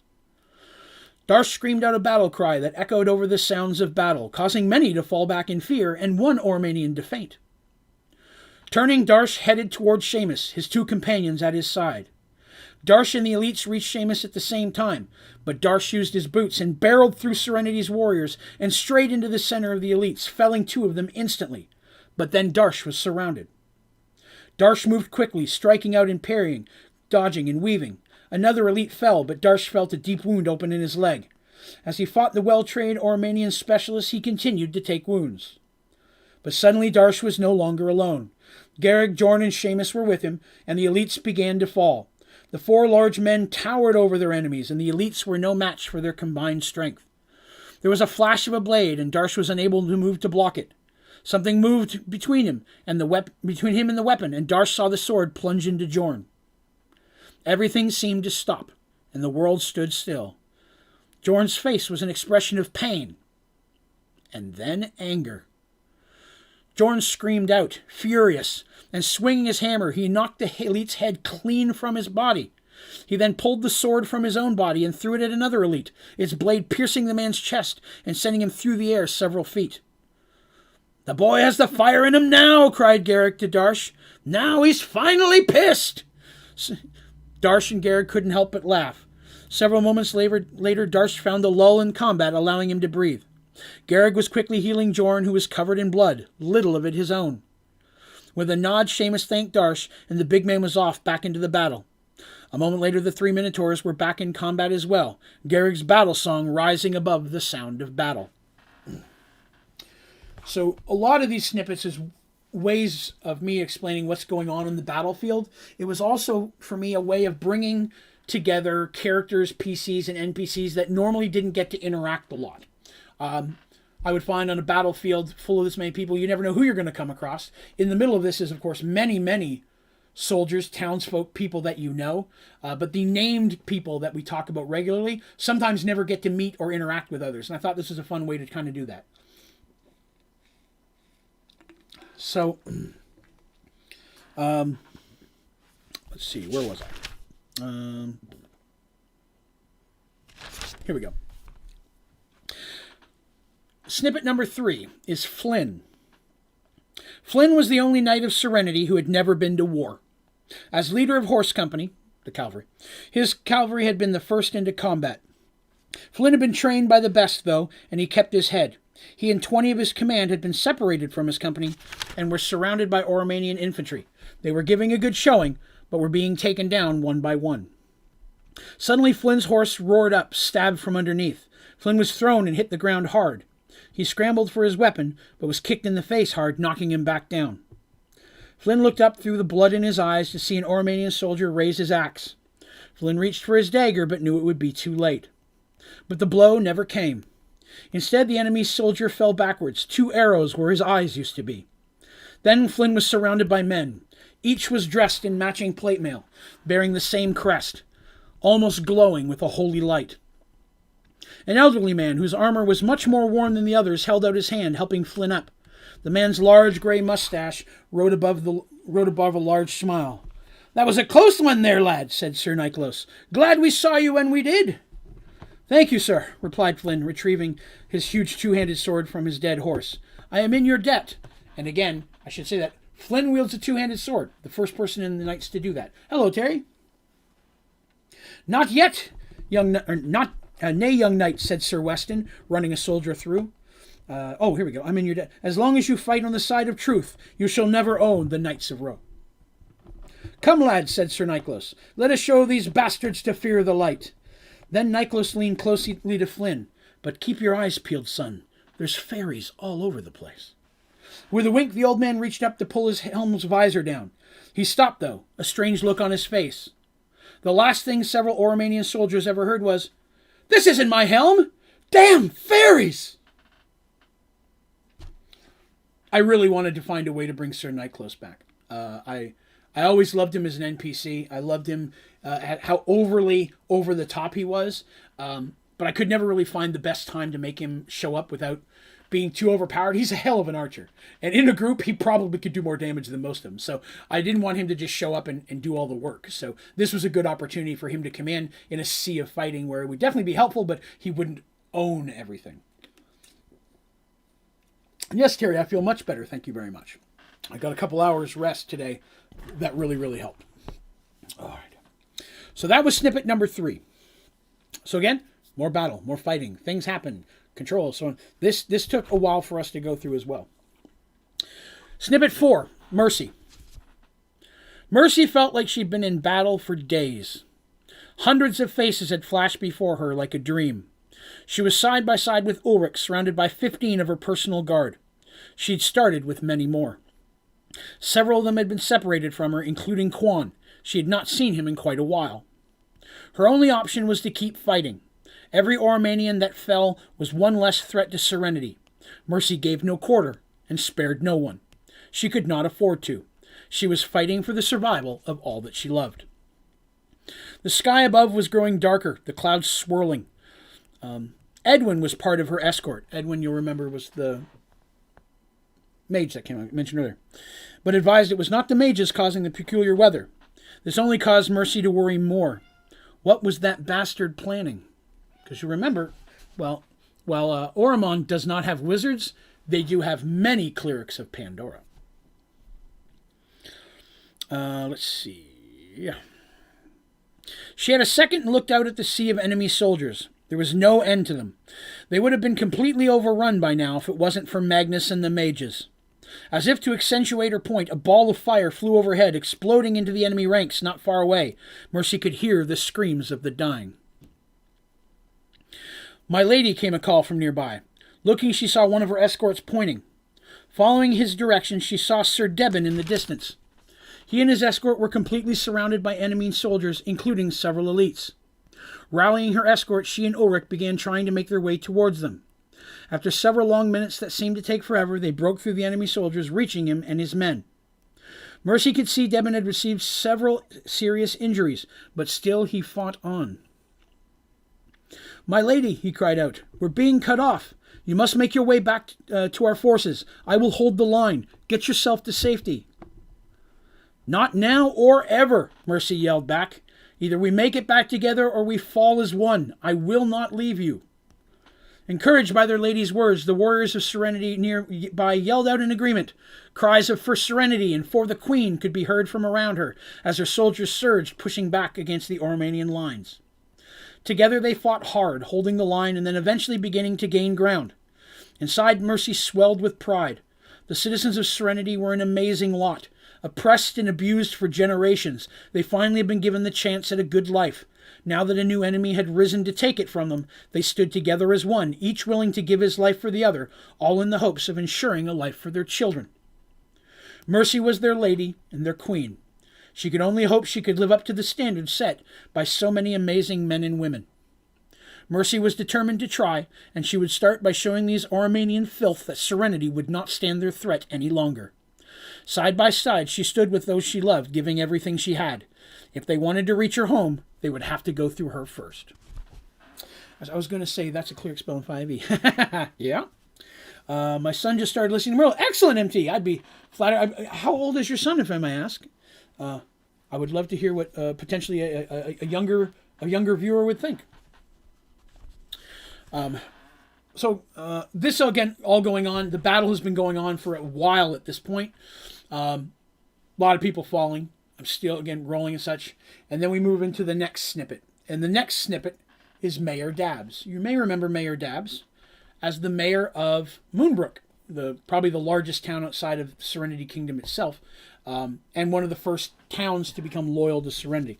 It was way back in Moonbrook where they fought Oromon for the very first time. Kind of set all of this in motion.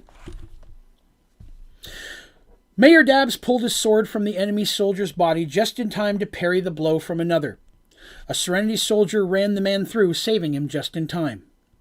Dabbs was not a soldier, but like the other volunteers of Serenity, he had come to defend his home. He was decent with a sword, but had barely survived several encounters.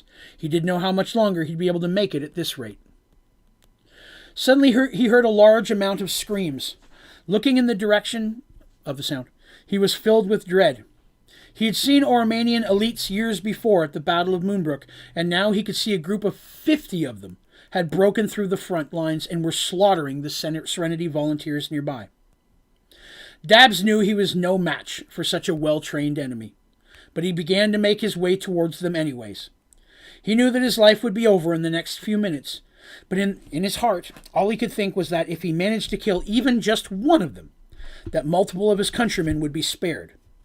It was a sacrifice he knew that he was willing to make. Others saw him go and moving, and feeling the same way, they followed him. Not far away, he saw the mayor of Oakleaf, Meg Eladonia. Meeting her eyes, they nodded to each other in agreement, both fighting their way towards the enemy. And then he was there, standing before a sea of death. As they came upon him, he said his silent prayer. "Great goddess, please accept my sacrifice and take me into the light. But before you do, please give me the strength to send at least one of these beasts back to the darkness that spawned it." Gripping his sword tightly, Dab charged towards the elites, and was stopped by a hand on his shoulder. Dabbs looked into the face of a man he'd never seen. "Not today, my friend," said the tall man, his long white hair flowing over his shoulders. "You still have good to do, and today is not your day to die." Instantly the man was gone, moving faster than any human ever could. He exploded forward into the elites, his two longswords cutting through their forces, decimating them like they were inexperienced farmers. Dabbs had never seen anything like it. The man moved and weaved through the enemy like a dancer of death, and all the elites turned on him, tens of them against one man. Dabbs didn't know who or what that man was, but in his heart he knew that he too was a son of Serenity, and he would not fight alone this day. "Serenity!" Dabbs cried out, raising his sword. From around him his cry was echoed, and then he charged the elites. As he charged the elites, he knew there were others with him. The man with the white hair was one of them, and they would fight at his side no matter the odds against them. Children of Serenity all. So that was Draven's moment. And you can imagine Draven's been talked about. Everyone knows of Draven. Majority of people have never seen him, especially in the other towns. So at first when he sees him, with all the other weird things, and dwarves and minotaurs and all this, Frank walking around, it's a lot of weird stuff on the field, right? Kender casting Kender spells. There's a lot of things going on. It's hard to notice things, but this is the first time he's ever come across Draven. Or any of the mayors had really seen Draven at this point. After some more battling, we move on to snippet number 6, which is Quan. Quan moved across the battlefield, killing man after man, searching for mercy. They'd become separated much earlier, and try as he might, he'd been unable to find her in the sea of bodies. Every second away filled him with more fear for her safety. Quan was set upon by 3 enemy soldiers. In less than 10 seconds, he'd beheaded one, cut the right leg off another, and pulled the last one's throat out with his offhand, never once breaking stride. Quan was honor-bound to protect his lady. On his ancestors, he had sworn fealty to her, and his final breath would be taken from him before he would let any harm come to her or her family. A sharp pain in his left shoulder caused him to stumble forward.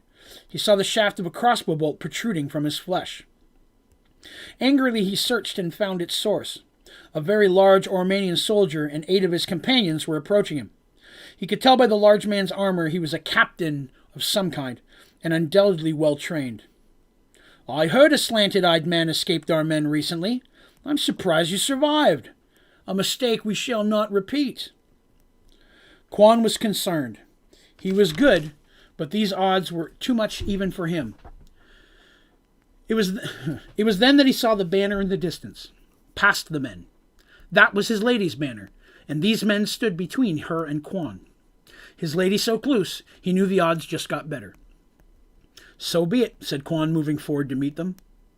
Quan managed to drop 2 of them quickly, but the bolt in his shoulder slowed him, and he took a slash to the abdomen. He felled another, but the big man was there, and Quan was parrying blow after blow. The man was good, and if Quan had been at his peak, he would have been no match for him, but Quan was far from his peak. Quan's sword was knocked from him. The large man moved in quickly, but then stopped. In horror, the man's gaze went from Quan's face to above him. A large metal blade swung over Quan's head, severing not only the man's head, but shoulders clean off of his body. Quan turned and looked up. "Hi, Quan," said Frank. Quan smiled up at his big friend. "Hello, my friend." "Quan hurt," the big man said, looking concerned. "Frank take you to pretty healer lady?" "No, Frank," Quan replied. "I must get to my lady. I have to get to Mercy."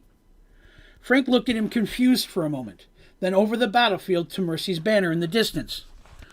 "Okay," he said finally, a big smile on his face. Laughing in glee, swinging his large axe, he cleaved 3 Ormanians in half. Laughing, he began to chop a path towards Mercy. Smiling, Quan picked up his sword, shaking his head at the big man's glee. Following his large friend, he headed towards his lady. So again, that link exists, and while Quan feels it some, Frank feels it more. His life energy was literally, he's brought to life by taking some of Quan's. And so at that point, you'll notice a lot of times I mention Quan's not his peak. Quan's a little more hurt than he used to be. Quan lost a little of his overall physical strength and such in that. He's still as skilled. He didn't lose any of his memories, but he does get tired a little bit easier, and he's learning that. But when he's with Frank, that seems to go away. When they're close together, it's like he can kind of get some of that back. But Frank can sense him at great distances. Like he doesn't quite know, hey, that's Quan, but he's like, I need to go this way and I don't know why. It's when Frank was able to sense Quan much further than normal when Quan was near death, just from the pain and suffering he's go through. Frank felt that, and it really, really bothered him. He knew something was wrong, and he didn't know why. So again, moving forward, we go to snippet Mercy number 2. The battle had been raging for a very long time, and the Serenity forces had lost little ground. Time was taking its toll, though, and Mercy could see weaknesses opening in the defenses. The dwarves had been a gift from the gods. The Dwarven High King and his men showed no signs of fatigue. The Dwarven forces hadn't had an enemy to fight in generations, and they seemed to be venting that frustration on the battlefield. For centuries, they'd been exiled from their ancestral home with no clear enemy to blame. It seemed to Mercy that the dwarves were actually enjoying themselves. The Serenity mages, on the other hand, were having issues. Most of the weaker and younger mages had run out of spells long ago. Fireballs and lightning bolts appeared less and less frequently, yet Ormond still vastly outnumbered her troops. Worst of all, the sky was getting worse. It rumbled and swirled, growing darker and darker. It looked like any moment they could be barraged with rain or even worse.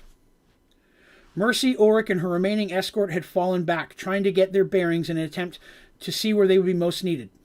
Sadly, they were needed everywhere. It tore at Mercy to see how much smaller her forces looked. Thousands of bodies lay upon the ground, the dead of both sides piled upon each other. Mercy knew they couldn't keep this up forever. And then at that moment, we go directly into snippet number 8, which is Artemis. Artemis stood there, surrounded by the injured. As far as she could see, bodies laid on the ground. Her clerics moved among them, saving who they could. Artemis' robes were stained with blood and tears, but she kept moving. She tried to keep her mind on her task, but it was growing harder and harder. She had not seen any of her friends in hours, nor of Draven. Did they even now lie upon the battlefield, injured or dying? Did they need her? She wanted to find them, but knew she could not. Earlier, several elites had broken into camp. Several clerics had died before they were put down by Lucas and the Templars. Lucas, too, was covered in blood, though none of it his own. He had been by Artemis' side all day, refusing to leave for even a moment. He assisted her in any way that he could, but his eyes never stopped scanning the horizon. Artemis knew that if the enemy appeared to be breaking through, that he would see to it she was evacuated. Artemis turned to move to the next soldier, but was surprised to find herself standing face to face with Aliana, the cleric of Kiara. Lucas was also surprised, as he'd not seen them arrive. That's not normal. Artemis was about to speak when the sky erupted in the loudest thunder she'd ever heard in all of her years. The wind instantly picked up as well, supplies and tents blowing everywhere. Artemis heard a loud crack and turned towards the battlefield just in time to see lightning crackle from the sky, striking the field. The sky above seems to swirl faster, and other lightning strikes crashed into the field below. Artemis turned back to Aliana, who stepped very close to her. "You must tell Mercy to pull her men back," she said, her voice barely audible above the howling wind. "You must tell her to get out of there now." "Why?" Artemis yelled back. "What is happening?" "There's no time," Aliana replied, looking up at the sky in fear. "Get her out of there. Save as many as you can before it's too late. It's coming." Without another word, the cleric turned and, followed by her elven bodyguards, walked straight towards the battlefield. Artemis looked at Lucas. Their friends' lives were in danger, and she had to find a way to warn them. Seeing the look in her eyes, Lucas sighed and then nodded. He took her hand and then waved to a group of nearby Templars. As Artemis and Lucas began to walk towards the battlefield, she could have sworn she heard Lucas mumble, "He's going to kill me." So at this moment, somebody, Artemis specifically, had a specific task to achieve. Everyone else is fighting for survival and trying to hold the line. But Artemis has a specific task. And there were many different ways she could try to do it. She could go out in the field and try to find Mercy herself. She could try to find someone who could. And so there were several options to her. I had multiple noted here at things that are ways she could do that, as well as try to fight her way through. Artemis, not that foolish. Trying to fight her way to Mercy, she knows Mercy's going to be in whatever the worst place is on the battlefield, where she's needed the most. Getting to her is not going to, dying on the field is not going to help Mercy at all. So she needs to find another way down there. So her options really came to be, okay, how do I do this? How do we get there? What she does is she actually reaches out to the mages. So she goes to Thakar first. Now Thakar, being battle mages, they're in the battle casting spells. And there are some mages just up on a hill. And I want to stress that. Not just the battle mages are there. The mages of Serenity are all there. The battle mages are in the battle. They're trained to fight with the soldiers and the warriors and to be able to fight as a unit. But other mages that just know how to shoot fireballs and magic, they're up on a hill and up behind just barraging spells at the battlefield as long as they can. And you can imagine this is a battle for survival for them as well. Oromon hates mages. So they're equipped with wands and potions, and they brought whatever magic items they can get a hold of. They probably even had some come in from Paxawal to help, and they're all just casting what spells they can. So Artemis decides that she's going to go and see if Thakar can get a message there.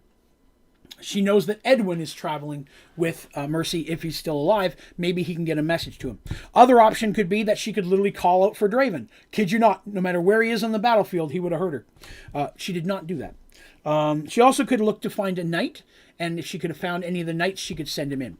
So when she goes to Thakar, Thakar says he can try to get a message down there, but he's not sure if Edwin is alive enough to get it. Like, I can't sense if he's alive, but I can try to cast a spell that would find him. He knows Edwin enough to do so. Mercy is not comfortable with that enough. She decides a second option, Artemis decides that.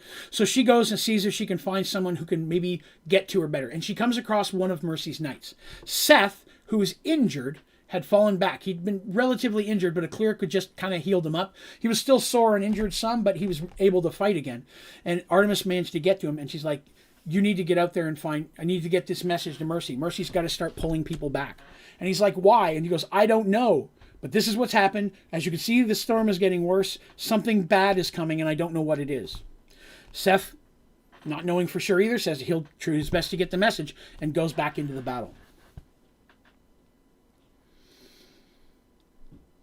So, of the options, Edwin is in fact alive, and he at this point he gets the message, and he tells Mercy. Mercy's like, I can't just pull people back on the field. Like, it's a huge battlefield. That's not an easy thing to do in the middle of a fight. But she starts to see if she can pull back people at least smartly enough to not give away too much area. Try to pull the injured out. And she's giving orders now for anyone who can to try to get someone out, pull out the injured, pull out the whatever. And sure enough, eventually Seth gets there with a message as well and says that Artemis sent him with that message. That has more weight with Mercy. Artemis is saying this. Artemis wouldn't say this unless there's a reason. And while she may not know what that reason is, she trusts Artemis. So without much other options, the only thing she can think to do is to try to pull a retreat. She doesn't want to. This is not how she expected things to be.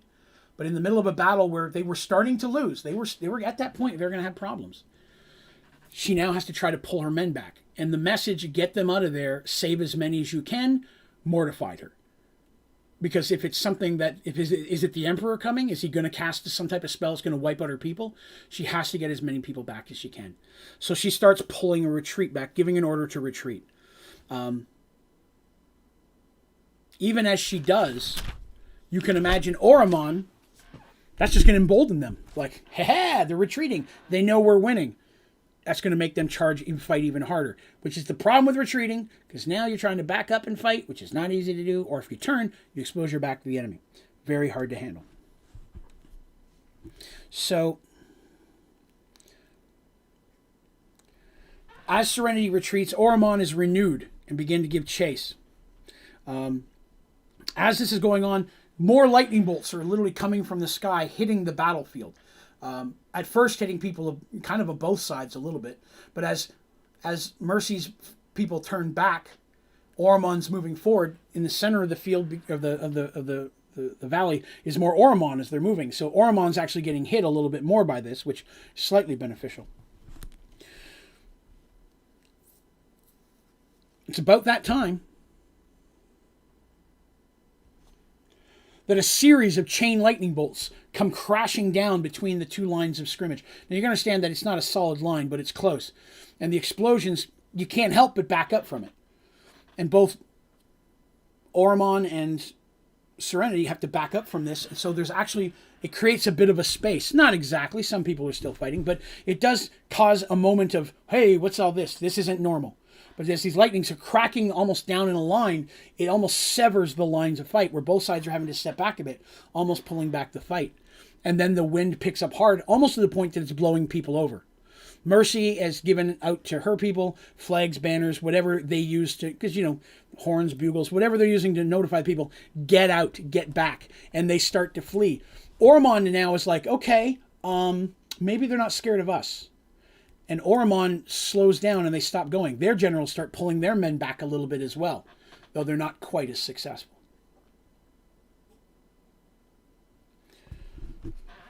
A sound begins, low at first, but gaining in volume, almost like a roar of flames and heat, and it's coming from the sky above. The clouds are almost swirling like a tornado, but without the funnel at this point. And this sound above everyone grows louder and louder as the clouds go from a dark purple. They start to brighten up in color, like there's like a flashlight on the other side kind of thing, if you understand what I'm saying. Shining a light on the other side. At this point, everyone knows something's weird, and people are trying to back off the field as quickly as they can. But the roar gets louder to the point that it almost becomes deafening. And the clouds themselves blow apart as a huge ball of flame and rock comes from the sky towards the battle. Now, this thing's the size of a small house. You know, it's not like massive world-destructing meteor, but it's a big ball of rock and fire, and it's going straight at the middle of the valley. Most of Serenity is out of the range at that point. Some of Ormond is, but it hits the earth in a huge explosion. The shockwave literally blows almost everyone off their feet. Anyone who's close anyways. But it's felt all the way back to the healers and the mages in the back. This is not natural. It hits the ground and the dirt blows up. As you can imagine, something hits the ground with that much force. Dirt and dust blows up into the air. It's already windy and everything's getting blown all over the place. And all the sound starts to die down and get quiet. Mercy's standing there watching. Artemis and Lucas, partway into the battle, and now everybody's just kind of frozen. Artemis looks to her side, and the Aliana, the cleric, is beside her again, with a odd look on her face. As the dust settles in the center of this valley, there is a large, you could say, crater. I want to stress that this is not the type of crater you would normally expect from a meteor. It's not that deep. Maybe 2 feet at its deepest in the center. But it's a perfect circle. And the crater itself is a perfectly smooth. Like someone, imagine there was some mud on the ground and you took a baseball and just dabbed it and made that perfectly smooth little shape in the mud before it fills itself back up again. You would normally expect it to go much deeper and rock to be thrown all out. None of that happens. It's unnatural in the way. It's almost like a rock never hit the ground. Because there's no sign of a rock. There's no sign of anything that would have caused a thing of that big. Except this whole dip, crater if you will, appears to have a blue rune. Imagine a circle rune, right? So you're looking down at this, and the whole thing has a very intricate circled rune with like a circle around the outside and then magical symbols and runes and such in there, multiple of them. And it's pulsating with blue light. And standing in the center of it is a man dressed all in blue robes. All over those robes are silver lines matching the same type of runes and white flame of magic. Kind of an aura is wafting off of the guy. Aliana looks at Artemis and says, "The keeper walks among us." When I say she looks in an odd voice, or an odd look on her face, not ODD, AWED, odd look on her face. She whispers, "The keeper walks among us." There's silence from everyone on both sides of the battlefield, staring at this man. He's kind of down on one knee, and he stands up. He's facing Ormond at this point. He's wearing blue robes. Again, to silver. He's glowing, and that pulsating rune that he's standing in doesn't seem to be fading. That's enough. It's heard by everyone, as if the person speaking it was standing right in front of them. No matter where you are on the battlefield, both sides hear those two words. That's enough. facing Oromon and its army. Everyone hears the figure's voice again. This battle is over. Leave. Leave and you may keep your lives. I will not ask you again. Oromanian general sees this as some type of trick from Serenity. Powerful spell from one of their mages. Orders again his people to attack. And the forces of Oromon begin to move forward. Not running, but at a decent pace.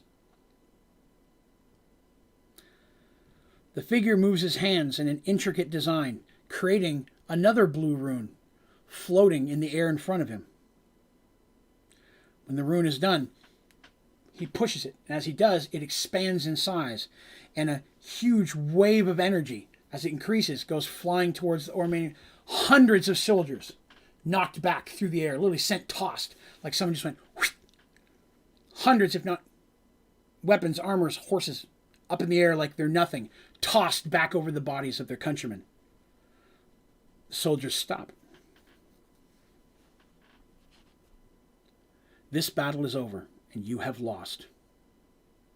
Go. Return home.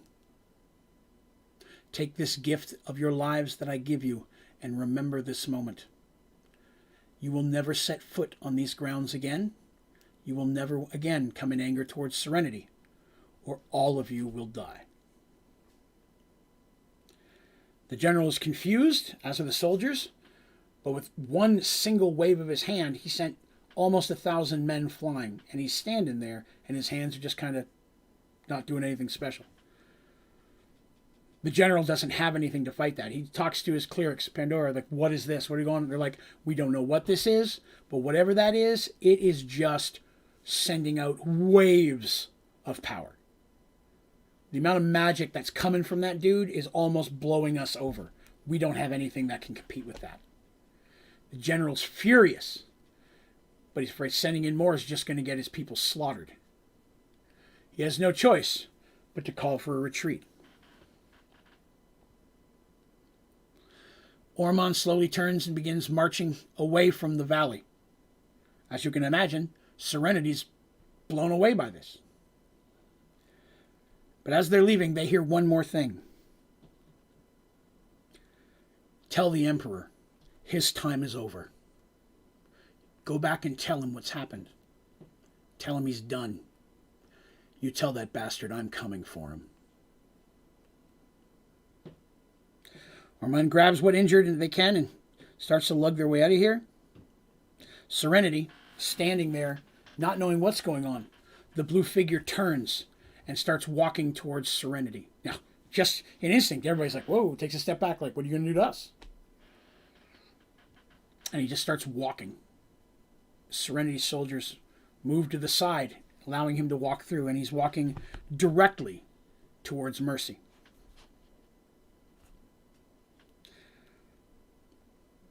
As he moves closer, and the Oromon's leaving, Serenity people start to cheer. They get to realize, hey, we're not going to die. This is successful. Oh my God, that whatever that was saying, people start to cheer. There's literally a, oh my God, we're going to make it. The realization that this battle is over, and those who still stand will live through it.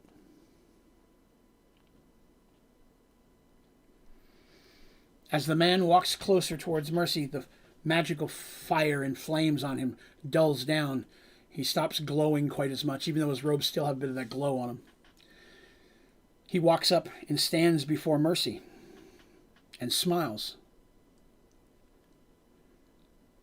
Mercy is blown away. Hello, Tobias.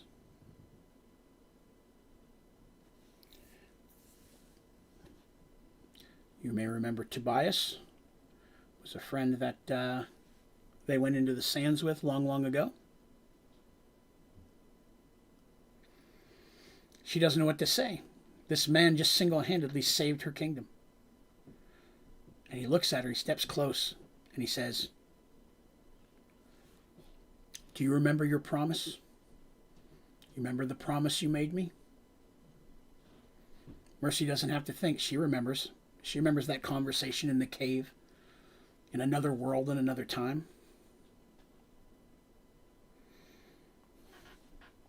She nods and he smiles. Then it's time we do what we both need to have finished.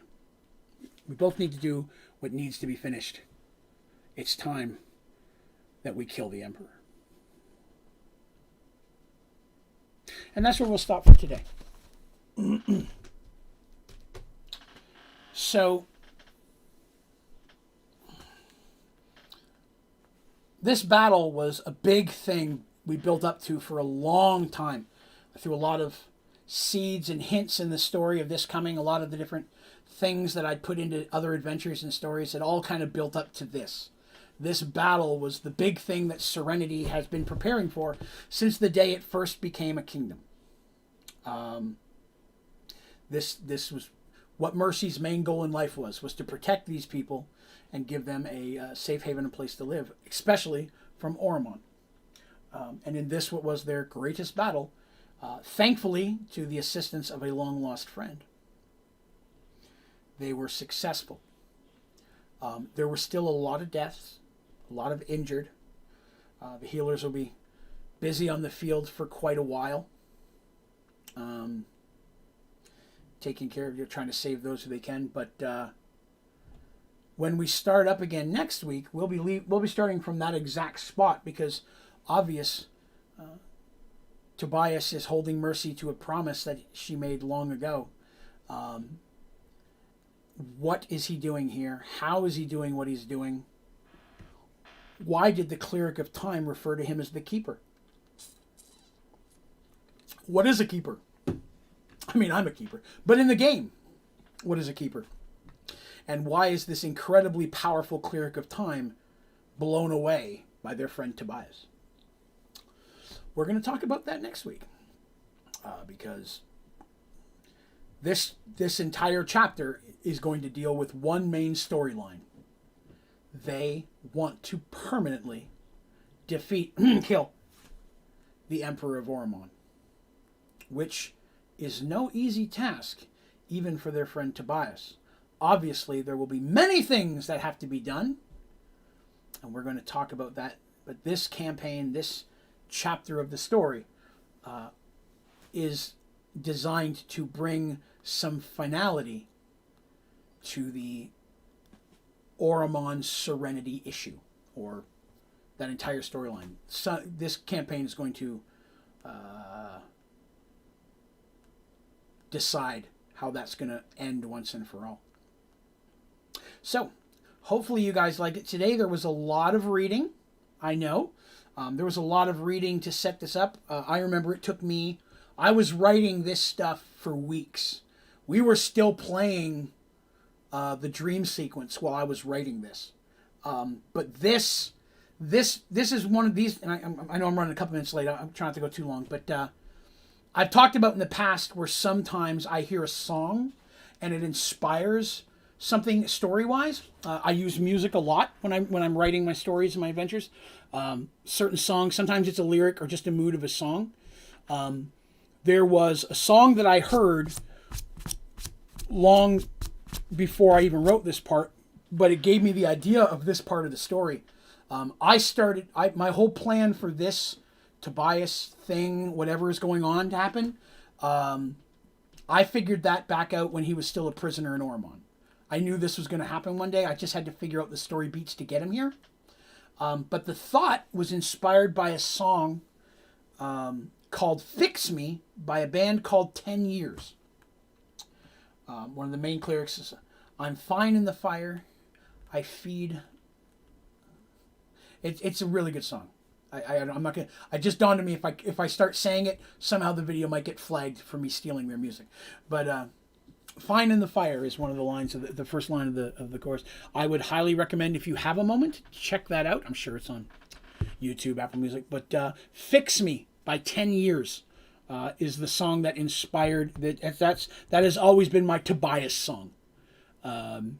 So just something I throw out there if you guys want to take a couple minutes, hear a song that drastically inspired one of the main characters and story beats.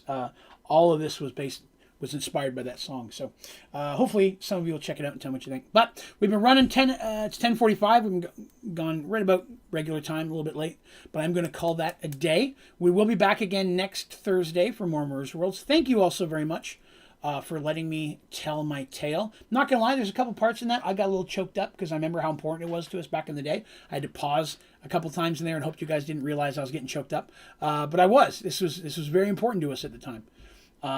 And getting to share the whole story, especially as we're just building up and we're moving into the future of these people's lives.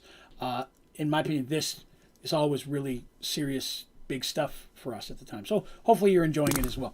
But thank you very much for coming. If you like what you saw or heard today, please be sure to click like, whether you're watching it today or 10 years down the road. I always keep up with it and I appreciate it. If you're listening to this on Spotify or iTunes, again, thank you very much as well for listening to the audio. Again, you can subscribe to these on iTunes or Spotify. You can click, if you wouldn't mind swinging by, clicking a like on there. Even if you're not really going to listen to them, but you use those things, it'd be awesome if you wouldn't mind giving them a follow or a sub. Those things do matter. I don't make any money off those by any means, but the whole goal is the more people that do that, the more it'll be suggested to other people on there. And I just want as many people to hear my story as I can because I'm proud of it. If you want to leave a review, I know you can do that on iTunes. I'm not sure if you can do that on Spotify. That'd be awesome, but you don't have to. And I would never want somebody to, if you haven't listened to it, don't do that, of course. Don't lie. But thank you. Either way, for coming back to me every week and let me keep telling this because it's my favorite thing I get to do. So thank you for coming by. Special thank you, as always, to my members. We've had several renewals tonight. You'll see popped up where people had renewed their membership or auto-renewed. So thank you very much for being a part of that. It means a lot, your support of the channel, as well as all those wonderful people who've been donating and tipping to the channel lately. Again, your support is overwhelmingly appreciated. Lets me do more Mergeworld stuff, so thank you. I don't know if you noticed, see my new poster? As much as I love my Keanu poster, I thought I should have the name of the channel up there somewhere. So I ordered a poster off of my own store. I bought one of my own products so I could have a poster up on the wall. On my website, Onlydraven.com, on the ODG store, posters, t-shirts. Obviously, I'm wearing the same shirt. There's Mergeworld stuff on there. I'm thinking about getting a new Mergeworld design done. I have an idea for one I might like to put up there. So, something to think about. But, yeah. My website's got links to all my socials, all that stuff, my streaming schedule. If you'd like to see what a lot of these characters look like, on my website there's a tab called Characters. If you click on that, you'll see little minis I've painted on Hero Forge of a lot of these characters. See what Sir Nikos looks like if you want to. We also have an Instagram account where I post those minis usually a couple of weeks. So thank you all for coming by. Extra special thank you to my moderators for putting up with all my crap. But I love all you all very much. Thank you so much. I know I keep saying that, but I really, really do appreciate you guys being here and let me tell the story. So I'm going to stop saying thank you now and let you guys get on with your lives. I hope you all have yourselves a wonderful evening, a wonderful upcoming weekend, and hopefully we'll see you here again next week for a little bit more Mergeworlds. You guys have yourselves a great day.